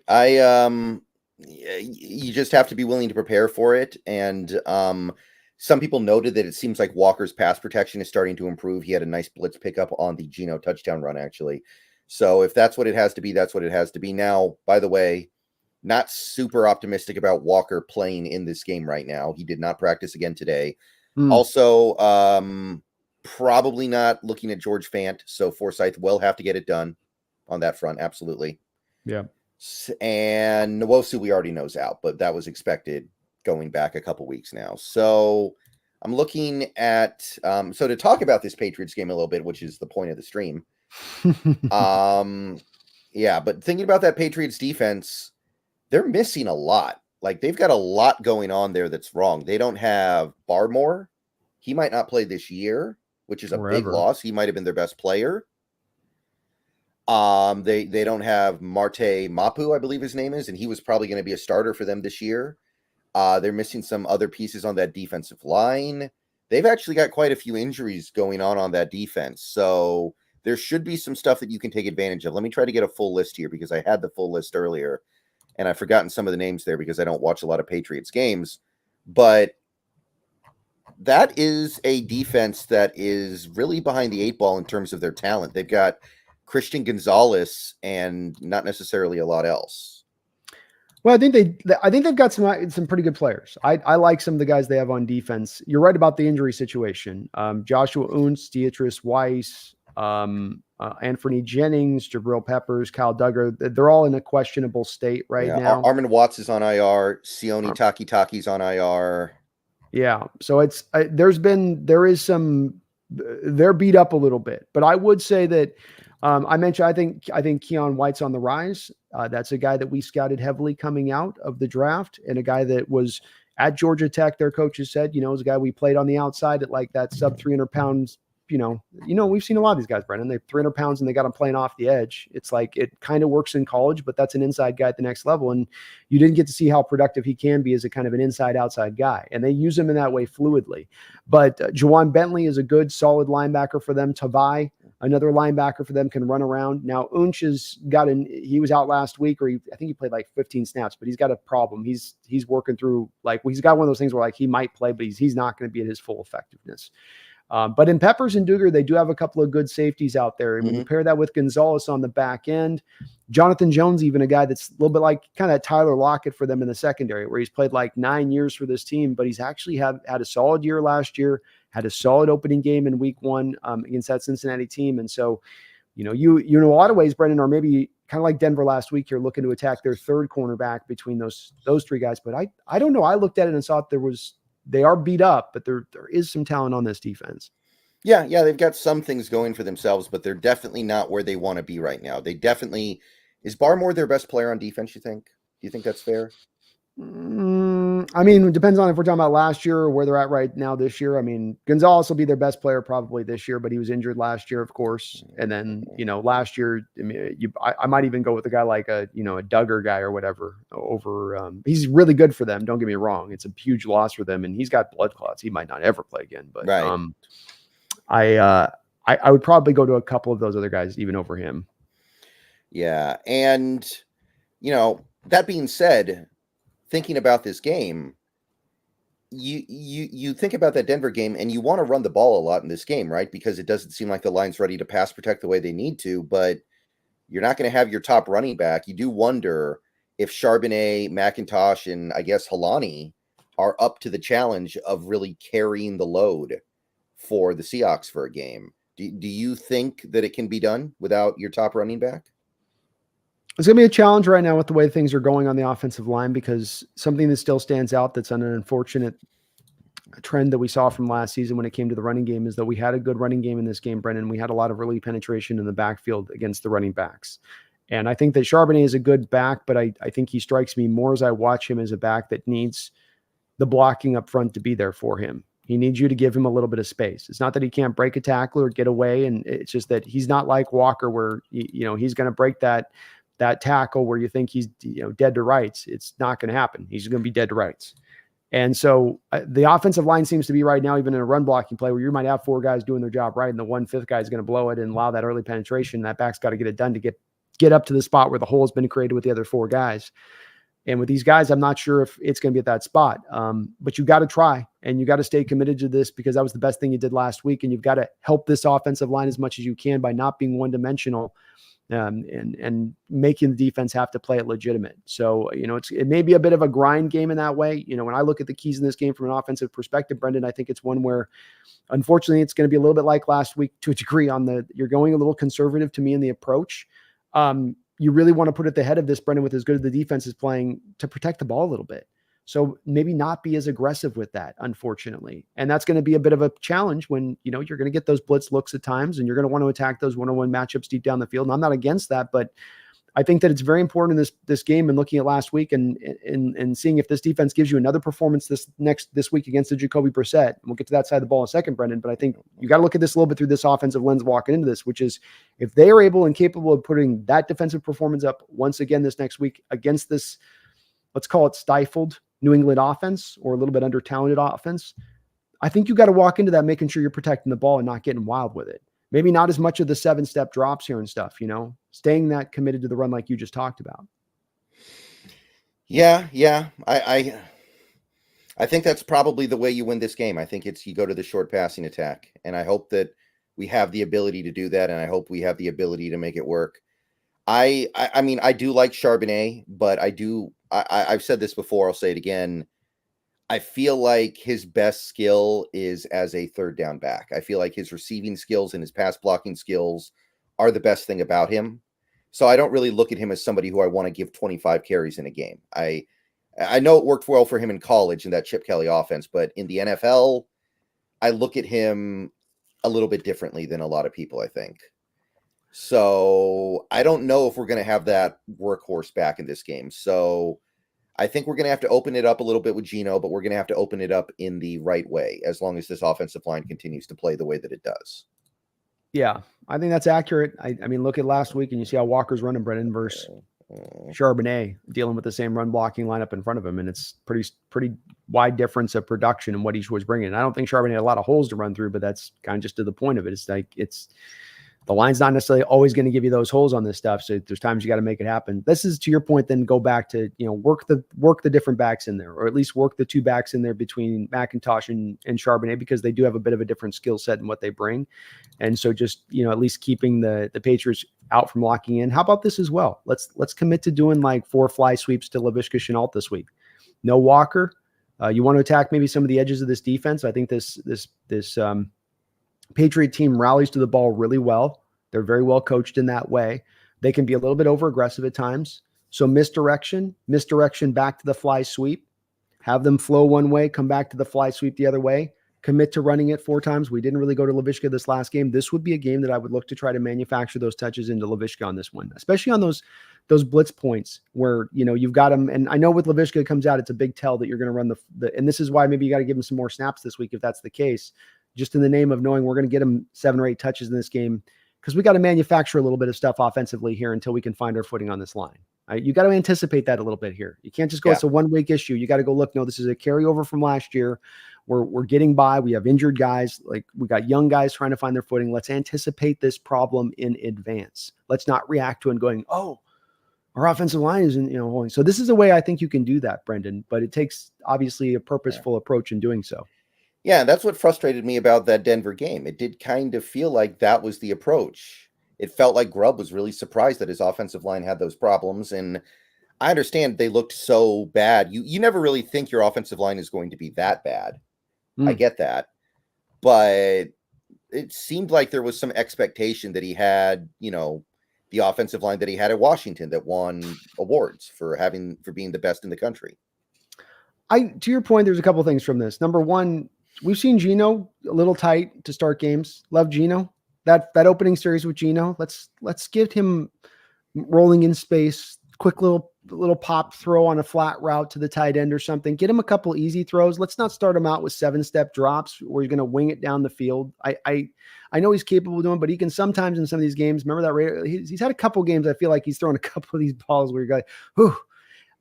But yeah, it did seem like he had a lot more trust that the pass protection was going to hope up. I mean, he probably wasn't really fearful of Nick Bonito and Rochelle, whatever the guy's name is on the other side. So, he probably was, Cooper. Jonathan Cooper. So, he probably wasn't too freaked out and thinking they could hold up, but you're going to take some more certain steps. I also thought the thing with Washington is that you had those times that they did do the 7-step drops and Penix would let those long developing routes get down the field, but there was a lot in between there that I thought was missing sometimes from the Broncos game of those short passes and just getting the ball out of the quarterback's hand to a guy, letting him go work, where it was a little bit more of Geno having to be kind of on with it. The scramble plays, dropping back, having to go through a variety of reads before he scrambles, the Tyler Lockett back shoulder throws or, long developing routes where he's having to read to make what could be a side adjustment throw there in both cases. None of that stuff's really necessarily in there as, okay, here, let me get you something easily scripted up, Geno. Let me get you into rhythm. Let me get you in on time. And I'd like to see that a little bit more on the road here this week as well, Brendan. Like, this comes back to being a little conservative to start things out, where we don't feel like I'm all good with trying to score from the jump and do all that. But let's also understand that our defense should be able to hold up pretty good against this offense. And so it's not a requirement of us putting 30 on the board today. Yeah. And, first week, no trick plays, really. No trick play. Do you think we might see one this week?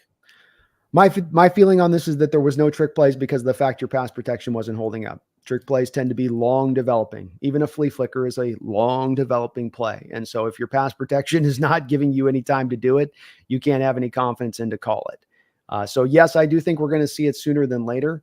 Some of it is that it's week 1 and what Grubb wants to do is build the tendencies that he then works off of the trick plays on. That's the beauty of what he does. So he's putting that stuff on film of here's how we do it. And then he'll throw off of it.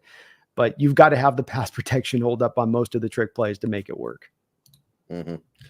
So, I feel like you could do like a double reverse still, maybe, and that wouldn't depend so much on the blocking. It's hard. Misdirection. That's to your point. That's misdirection. So because this team, it's like a team that knows they're not necessarily super hyper athletic and fast, Brendan. So they're all going to extra flow as hard as they can to the ball when you watch them on tape a little bit. And it's great. They've got them all committed and working their ass off to get the ball, but you can take advantage of that now because that's a team that if they start to flow this way, you hit them back with the misdirection. They don't have the speed to get back to the misdirection point. And that's why you want to lean on attacking against this kind of personnel. Mm-hmm.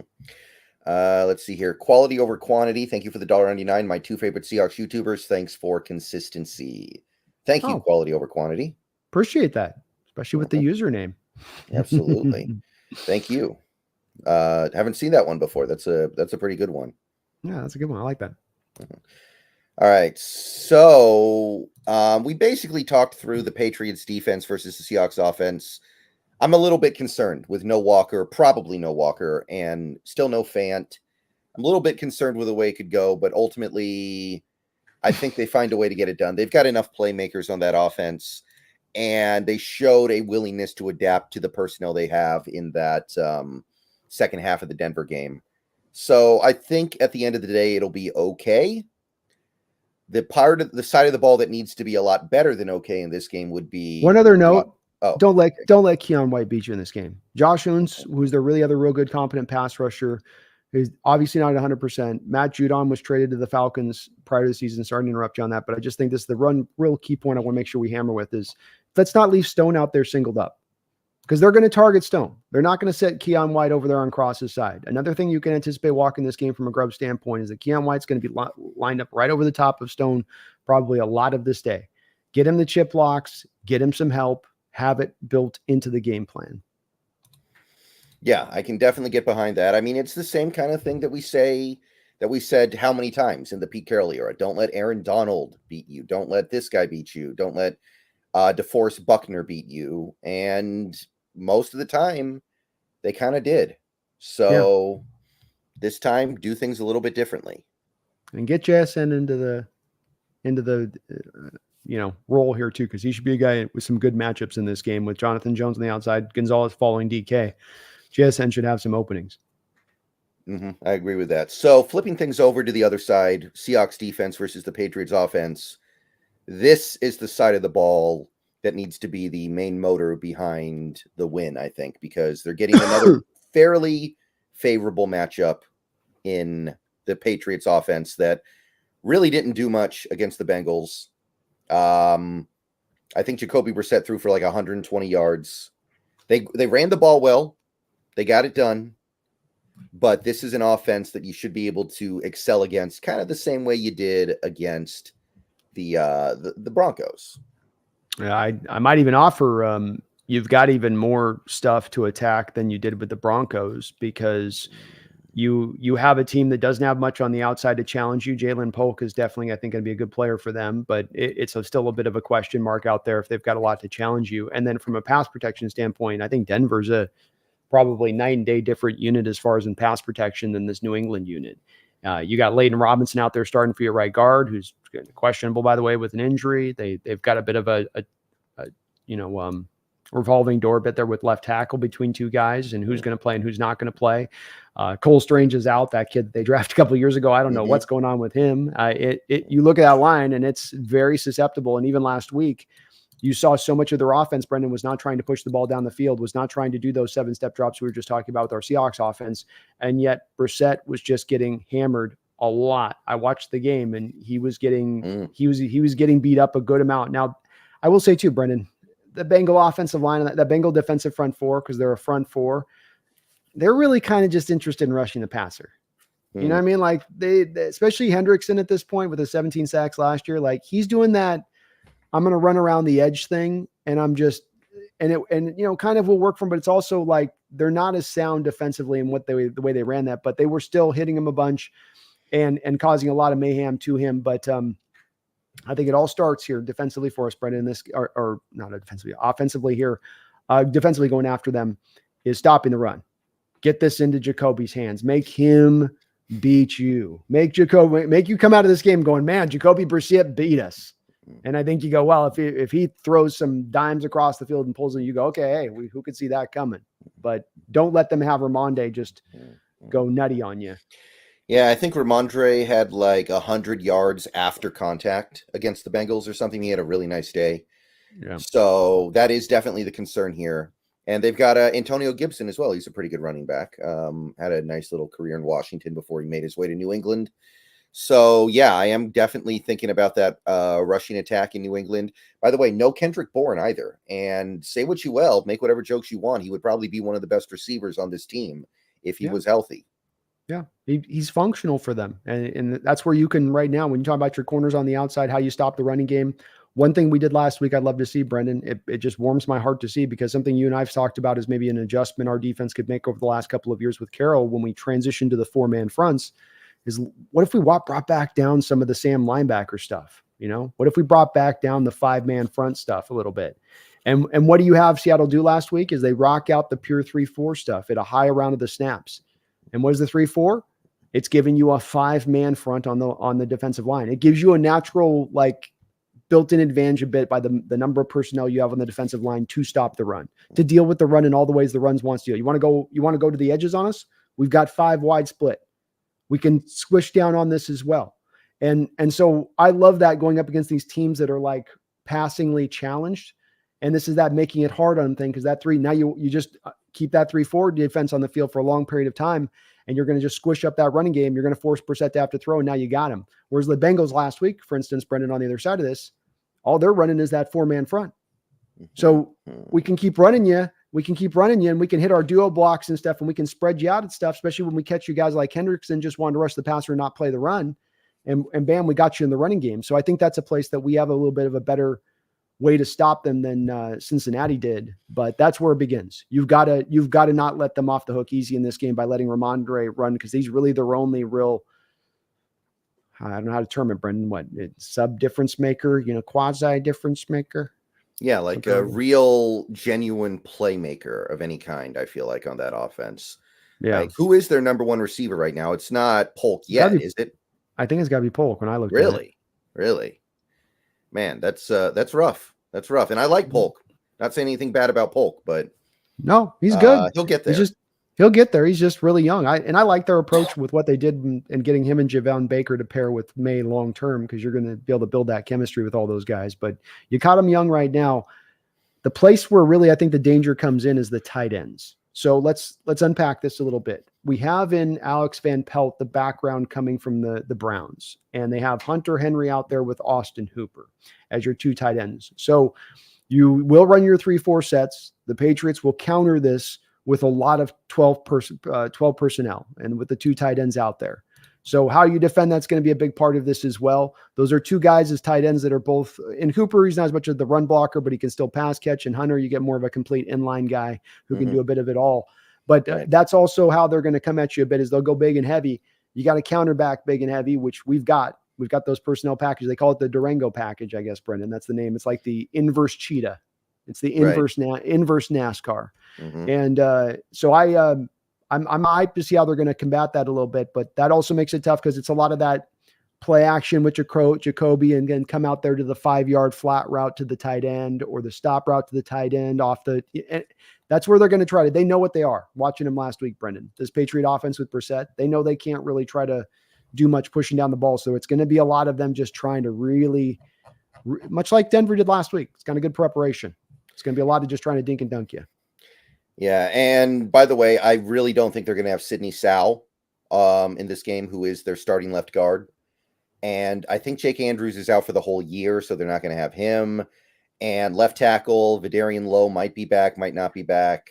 Like, that offensive line, that is a dollar store offensive line right now. That is, so whatever they do, you should be able to just kind of take it out with that front, because you look at the way Byron Murphy, Leonard Williams played in that first game. They were just constantly in control, even against a much better offensive line than what New England has to throw at you right now. That is, and by the way, good for them for not putting May out there to get killed behind it. They actually have let Brissett be the tackling dummy. Yeah, it's one of the few teams we've seen in recent memory actually taking a smart approach to the situation rather than just tossing them in the deep end and hoping they can swim. Excuse me. No but I love their approach with May on this. I love the approach with getting the 2 receivers like they did to work with them in time. They've got the Elliott Wolf kid there who's got the Packer background at the GM level there with the Patriots. So he's applying a bit of that Patriot model, which we know with the Patriot, you and I have been sometimes frustrated by it when the Packers were good, where it's like, go get yourself another receiver here. But they like to do that thing where they get the 2nd or 3rd round receiver, or they get a collection of them, and then they just develop them. I mean, the Packers are still doing it now with your Jaden Reed, Romeo Doubs. I know Christian Watkins is technically a late 1st round pick, I guess, but he's kind of a sub 2nd round pick where they took him, where he was in the draft. So you just, that's kind of their model, and Wolf's fitting to it. And I think it's worked. I think it will work for them long term, but it's a long term approach and not a short term one, which is good for our Seahawks this upcoming week. Right. But yeah, with that offensive line, you should be, I mean, they showed the stats this week. The Seahawks had the highest pressure rate of any team in the league, and the Patriots had the highest pressure rate allowed of any team in the league. So football's game of matchups. So that should be kind of game over right there. There's no way New England should be able to win the game given those two facts. Bottom line. You certainly think not. And that's where you have a great advantage, because again, you did it last week, Brendan. You didn't do it on the back of blitzing either. You were in the 20s on your blitz rate as far as all the teams across the league. So you got the pressure with the front four. I think that allows you also to come into this game, Brendan, believing that we can maybe run the stacked fronts, right? But we also know we can probably, when it's all said and done, still just trust the front four to get that pressure, which means we squeeze down those routes on the back end. We bring up the coverage to tighten down on Brissett because we know he's going to dink and dunk.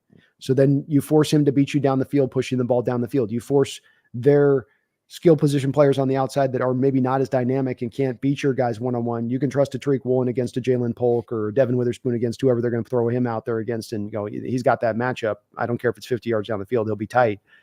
And then you let it rip. You're not having to blitz. You squeeze down the routes and you make things tough on them. I think you stop the run, and then in coverage, that's what you do on the back end of it. And I think you're going to have success with that.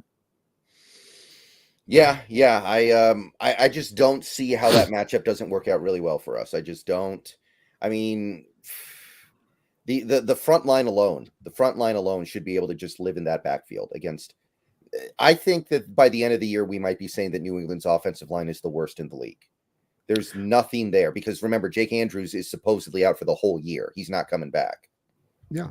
And they're missing, as we said, they're missing Cole Strange, who was another guy that was supposed to be a bit of a pillar there. The thing with it too is that it's a situation of, it's been a bit of a leaking offensive line from a talent position standpoint, where it used to be kind of a strength of the team. That's been kind of leaking out. Trent Brown's moved on to Cincinnati. Mm-hmm. They don't have the pillars that they once had in there. They've not been able to re-inject the talent in there with these guys like a Cole Strange that they took wildly. I think it was in the first round that they took him. They did.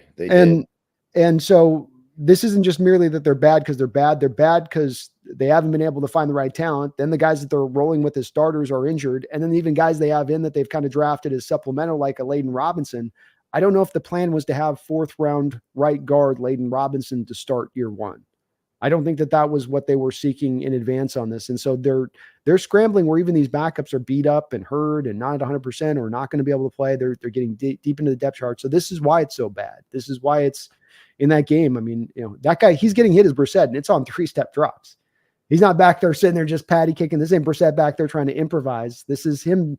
He's throwing the ball out of his hands as quick as he can get it, and he's still getting hit. He's still almost at one point, I think, got injured. He came up at one point and struggling off the field. So yeah, he actually did get banged up in the last preseason game and this game. So kind of feels like, his time is coming. How is he not going to get hurt? He's an older guy playing behind this paper mache offensive line. It feels like it's kind of like Stafford this year, right? You just feel like Stafford's not going to make it through this season because that offensive line in the state that it's in right now, plus his age and all the injuries he's already had, like it feels inevitable. I mean, to your point, Stafford was injured in this last game for a second, right? So, it's going to be a hard thing to see Stafford getting through the injuries they're having. It's the NFL. It's hard enough to find, as we found. We're facing this right now. Just to find the starters alone is hard. To have depth that you can rely upon 3 deep to positions is impossible. Or have 3 positions go down that you're going to the backups and hope to have still solid play is impossible. And so it's not any surprise they're in this predicament, but this is the one they're in. And Jacoby only had to throw the ball 24 times last week. I don't think we're going to allow him to do that this week. I don't think we're going to let the Patriots have 40 rushing attempts. And to me, that's the Bengals letting them off the hook there defensively in that game when I look at that. And that's where I don't think that McDonald will, from a tactical standpoint, allow that same kind of thing to happen. Yeah, hard for me to believe that's going to happen again. For us to lose this game, I think it would have to be very similar to that Denver game with all the stupid stuff that it would have to happen in the first half or so for them to be able to build that lead to where they can just run the ball the whole second half. I think that's what it would take. And it would be very irresponsible of us to allow that to happen. That's where we get back to that conservative approach to me in the game play calling, especially from an offense and even a defense perspective, where I'd run man on the outside because I don't think they can beat our man guys on the outside, but I would probably run zone to the inside. I'd run 7-man more often than not, dropping into coverage. I trust the front 4, but offensively then as well, play it conservatively there too, because it's a game that could be as much about you not making a mistake as it is about you pounding the scoreboard and turning it into a 4th of July session in that way. I think when I look at this game, it's that way. It's okay to grind this one out, because if you don't make the mistakes, you probably win the game. You can just kind of lean on them, right? It's like jiu-jitsu, Brendan. When you get a grappler and the guy's like way better as a grappler, the other guy can stand there and he can maybe pound, but you get him on the ground and you just kind of maul him and lean on him. And, one point or another, you're going to get him into a Kimura or a triangle, and you'll get him, choked out, and it's game over. So you just have to, roll around with him a little bit there on the mat. And I think we pull it out in that way. Right. So that's most of what I think we can say about this game, talking about our offense, talking about their defense, and the other way around. Anything else on your mind in this game? The 10 a.m. start's interesting, I guess. We haven't seen a 10 a.m. start with McDonald yet.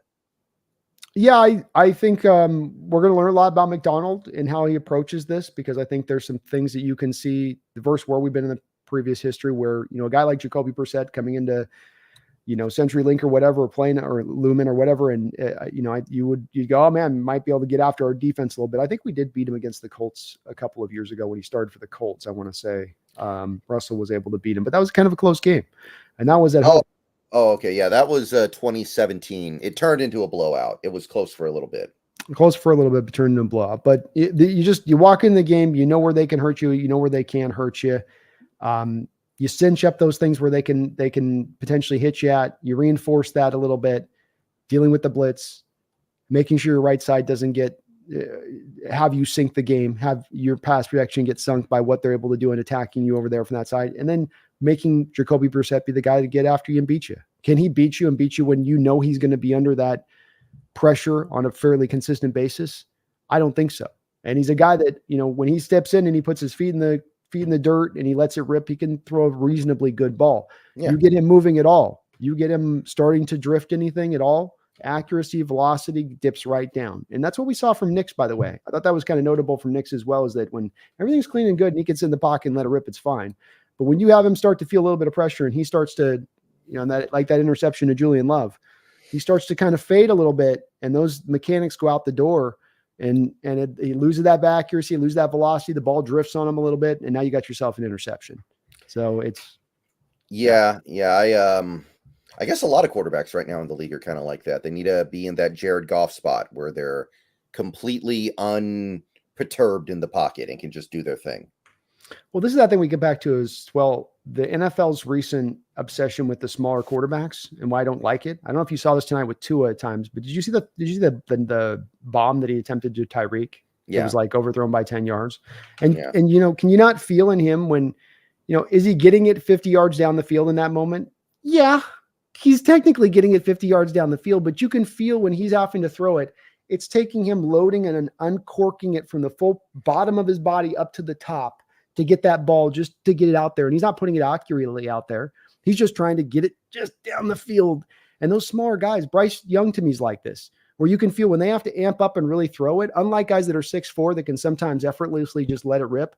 They've got to just really and it's not even, I'm not talking about like a long windup, Brendan. I'm not saying like it's a elongated wind. I'm just saying it's just, you can feel this. And tell me, do you feel the same thing from him when you see these smaller quarterbacks at times? I'm talking sub 6 foot tall kind of guys, where they just don't have as much of that effortlessness in it. And that just means that when they're off platform, back to your point, when they're off platform, they're not able to torque up as much because they don't get all the cleats in the ground. Unlike a guy like, Geno, even on the throw, let's say to DK this in preseason, on that touchdown throw at the last preseason game, you go back and watch that throw. He's off the back foot. He's just using the torque of his core there to just kind of rip that ball out. Yet he's putting it 40 yards down the field on the spot on time with some velocity. It's got a lot of touch too. It's a layered throw, but that's where I think some of these guys are a little bit undersized, or maybe there's some arm strength limitations with being undersized. That's the part that doesn't get put into the evaluation point when they start telling you that he's Patrick Mahomes minus 3 inches. Yeah, I guess the one guy who had the big arm who was small was Wilson. I mean, because that guy had one of the best arms in the league for the deep ball for a while there. But other than that, I think you're right. Baker, not a great deep ball, not a great arm. Kyler, yeah. I think for the most part, that's I would say that's probably true. And Bo Nix, how big is he? Is he like 6 foot? What is he? 6'3", you think?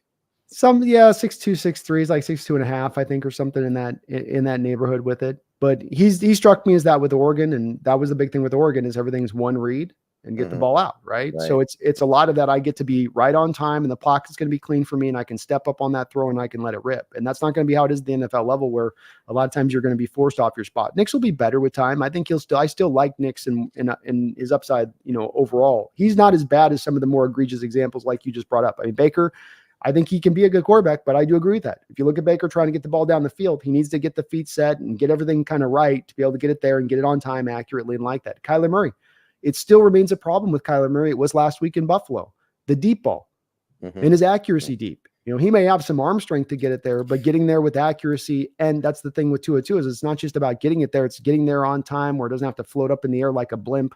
And then also to be able to get it there in the right actual spot down the field, which is where they will struggle in at times. And this is why, Brendan, the reason I want to bring this up is you and I are going to be looking at some of these undersized quarterbacks again. And I want you in this camp with me, man. We could not be signing up for these small mighty mites and hoping that they're going to get the job done. I'd love that they've emerged and that there's more of an opening than ever for them. But and we're gonna have to this talk with certain guys too, like Cam Ward. And I mean, and Cam's great. He might be a guy to be able to pull that off. I really like him, but this is starting to just kind of grow with time because I think you mentioned Russell Wilson.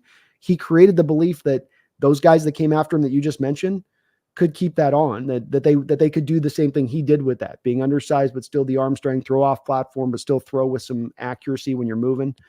And I just think that just shows he was more of the anomaly as that type of player. Yeah. Anthony Richardson, on the other hand, did you see some of those things he uncorked in that game? Did you see like the fadeaway 45-yarder? Yeah.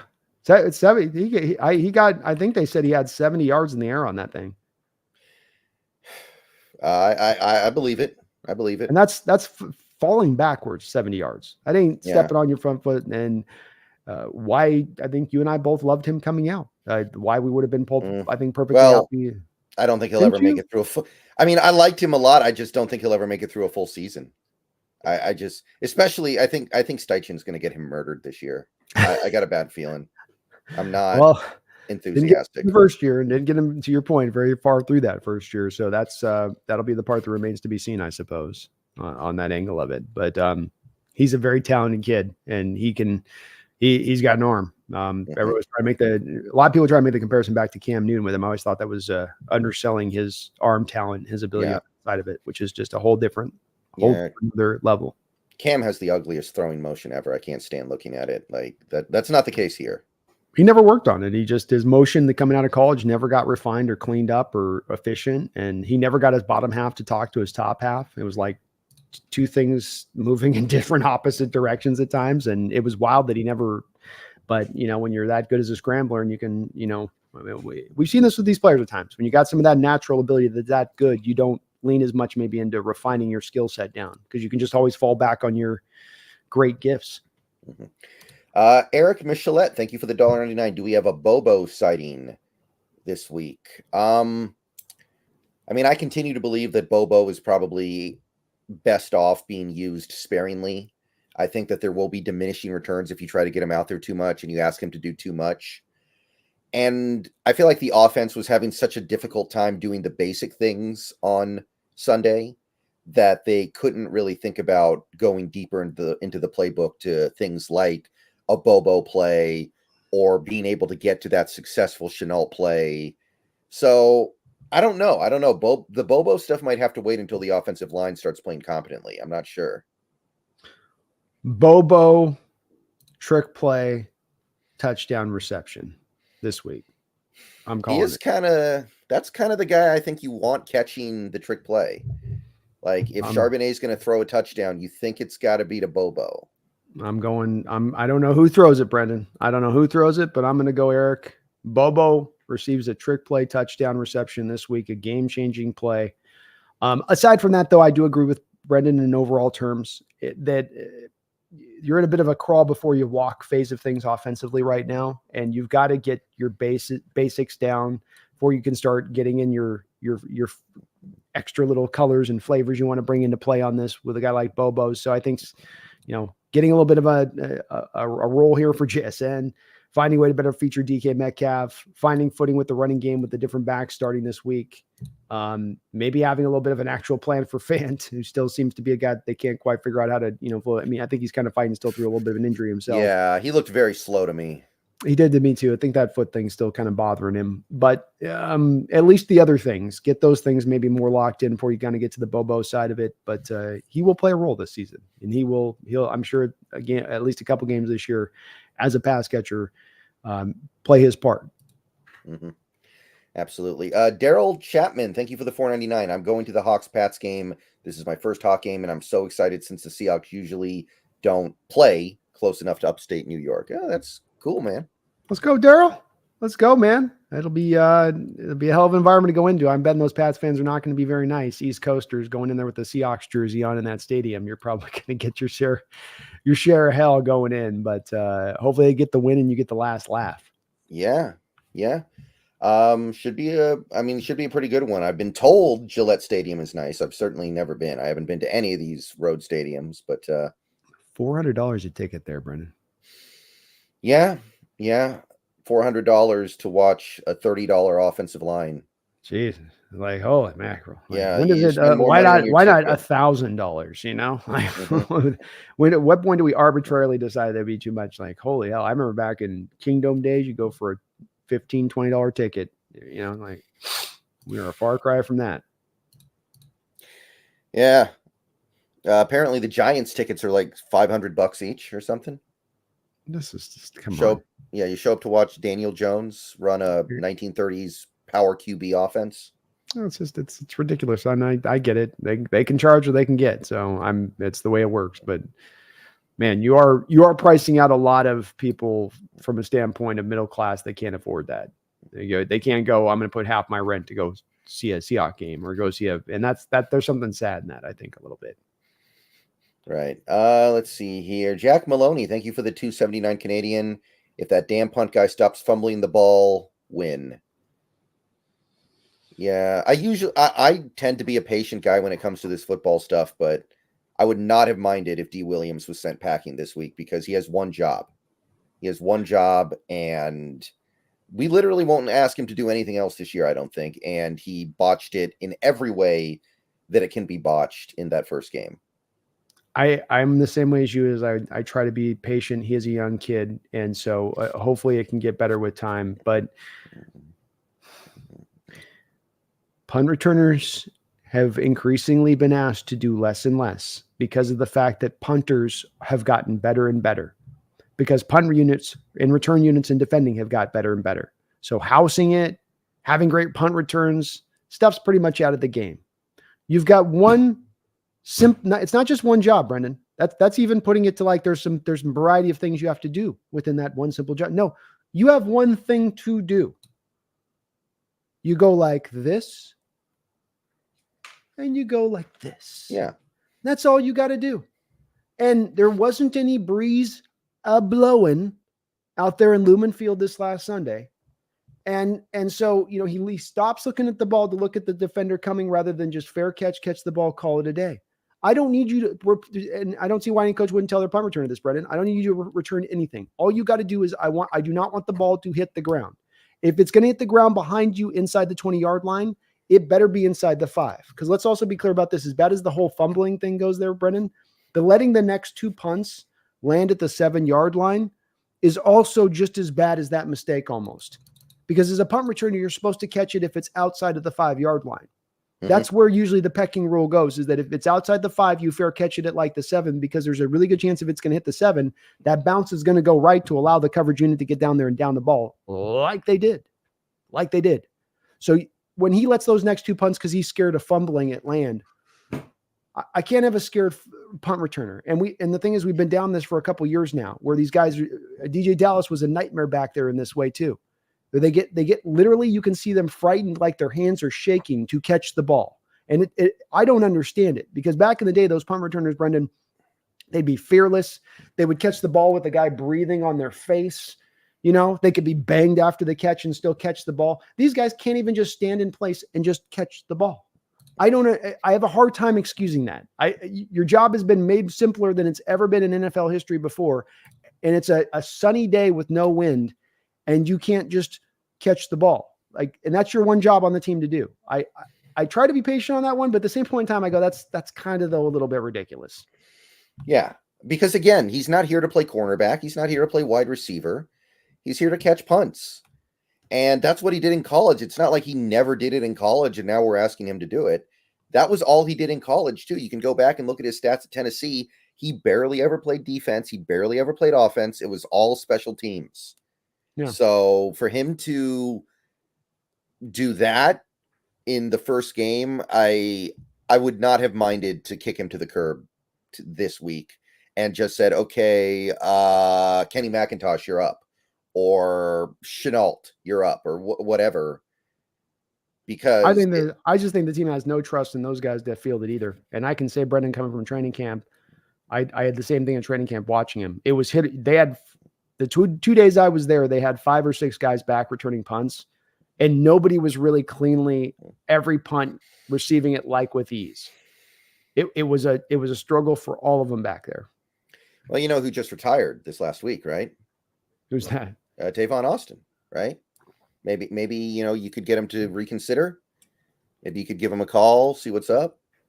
Him and Geno are tight, Yeah. I just, all I want is, if that's what it takes at this point, I don't need a guy that dynamically returns anything. That's the thing. I go get Devin Hester, could probably be called off the couch and do this job. All I need you to do the rest of this year is a punt returner. If it's you, Williams, and you're out there listening, catch the ball. That's all you got to do. You fair catch it every time. Not one fan will call you out on that. Not one fan will be like, oh, he had 5 yards of space there. Punt returning's out of the game. It's no longer a part of it. Maybe the NFL will have to make some rule changes or whatever, but these punters have gotten so good at hitting it with height, with depth, with directional. You just don't see very many. So I'm okay with just saying, just fair catch it every single time. The guy can't hit you, because that's, you don't have to worry about looking, is the guy coming? Just catch it and we're good. Mm-hmm. But don't allow the ball to land at the 7 and then go to the 2 and the 1 yard line, because you're putting our offense in a perilous situation at that point. And it doesn't have to be that way. It's an unforced error. Yeah.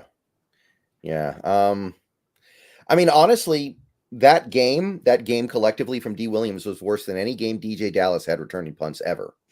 I don't think DJ Dallas has ever had a game that bad.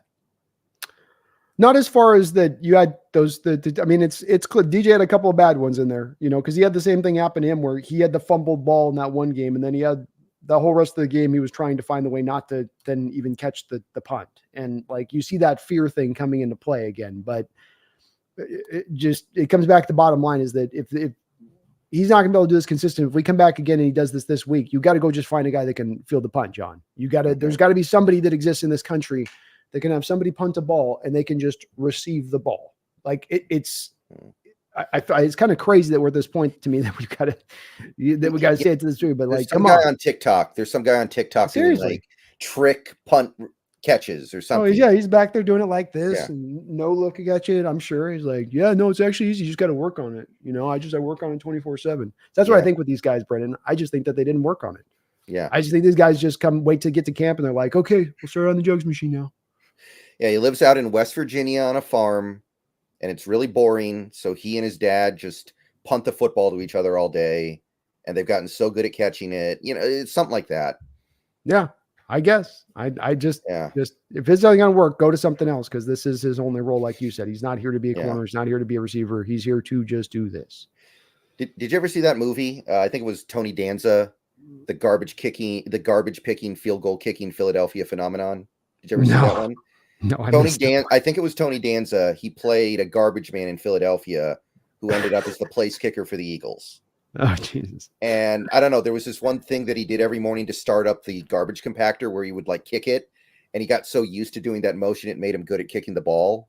It was not a very good movie, but that stuck with me for some reason. Oh, Lordy. That's one. I guess there's been 2 movies about everyman players who then go play for the Eagles because then you have the Mark Wahlberg movie too on top of it. Oh yeah. I never saw that one. It was okay. It was okay. Mumbles, thank you for the $2. Meanwhile, DJ Dallas with the return TD for Arizona. Well, he's a good kick returner. That's the thing. Yeah. His kick returns, it's a different story with DJ as a kick returner. He's comfortable with that. He's was above average for us as a kick returner. Yeah, It's definitely. really just it's that damn punt returning thing. It's that stupid punt returning. Yeah. Good for DJ, by the way. Arizona didn't win the game anyway, so who cares? He can have that punt return. He can have the kick return touchdown. Good for him. Kick return, by the way, is going to come into play. I now believe relief Brendan later on in the season, and I've got the reason why, which I don't think a lot of people are talking about, but did a cause for the DJ Dallas kick return, helped the DJ Dallas kick return. And what that is going to be the winds of winter. When we get these stadiums with a lot more of the elements blowing, and specifically those kicks are going against that wind, because the kickers have to kick it further to get it into the back of the end zone now. So more time into that wind. And on the play with DJ Dallas in Buffalo, there was a windy day. It was blowing at the kicker's face, and it was a short kick. I think DJ got about the 30-yard line. Now that speed, that gets that kick returner closer to his unit, and those holes that now open up instantaneously as gaps are able to be exploited that much quicker on those shorter kicks like that. Yeah, I agree with that. I mean, I still wouldn't necessarily trust him in that situation, but people forget. I think people kind of turn DJ Dallas sucks as a punt returner to DJ Dallas sucks at everything. Yeah. Like that happened with a lot of people, and it's not true. There are things that he's good at. He wasn't a bad third down back, honestly, either. Like, he's not a bad player. He just is bad at some things that, unfortunately, for a long time, we had him trying to do. Yeah, I mean, he's a fourth-round running back. He took these fine as a kick returner. He was all right as a running back. I mean, he's a grinder as a back. So, he's not a bad player, but I don't think he was necessarily a good player either, outside of, maybe kick returning being the best thing he did. Right, and there are plenty of players in this league like that. Plenty of players who, yeah. All right. Anything else left to say about this Patriots game?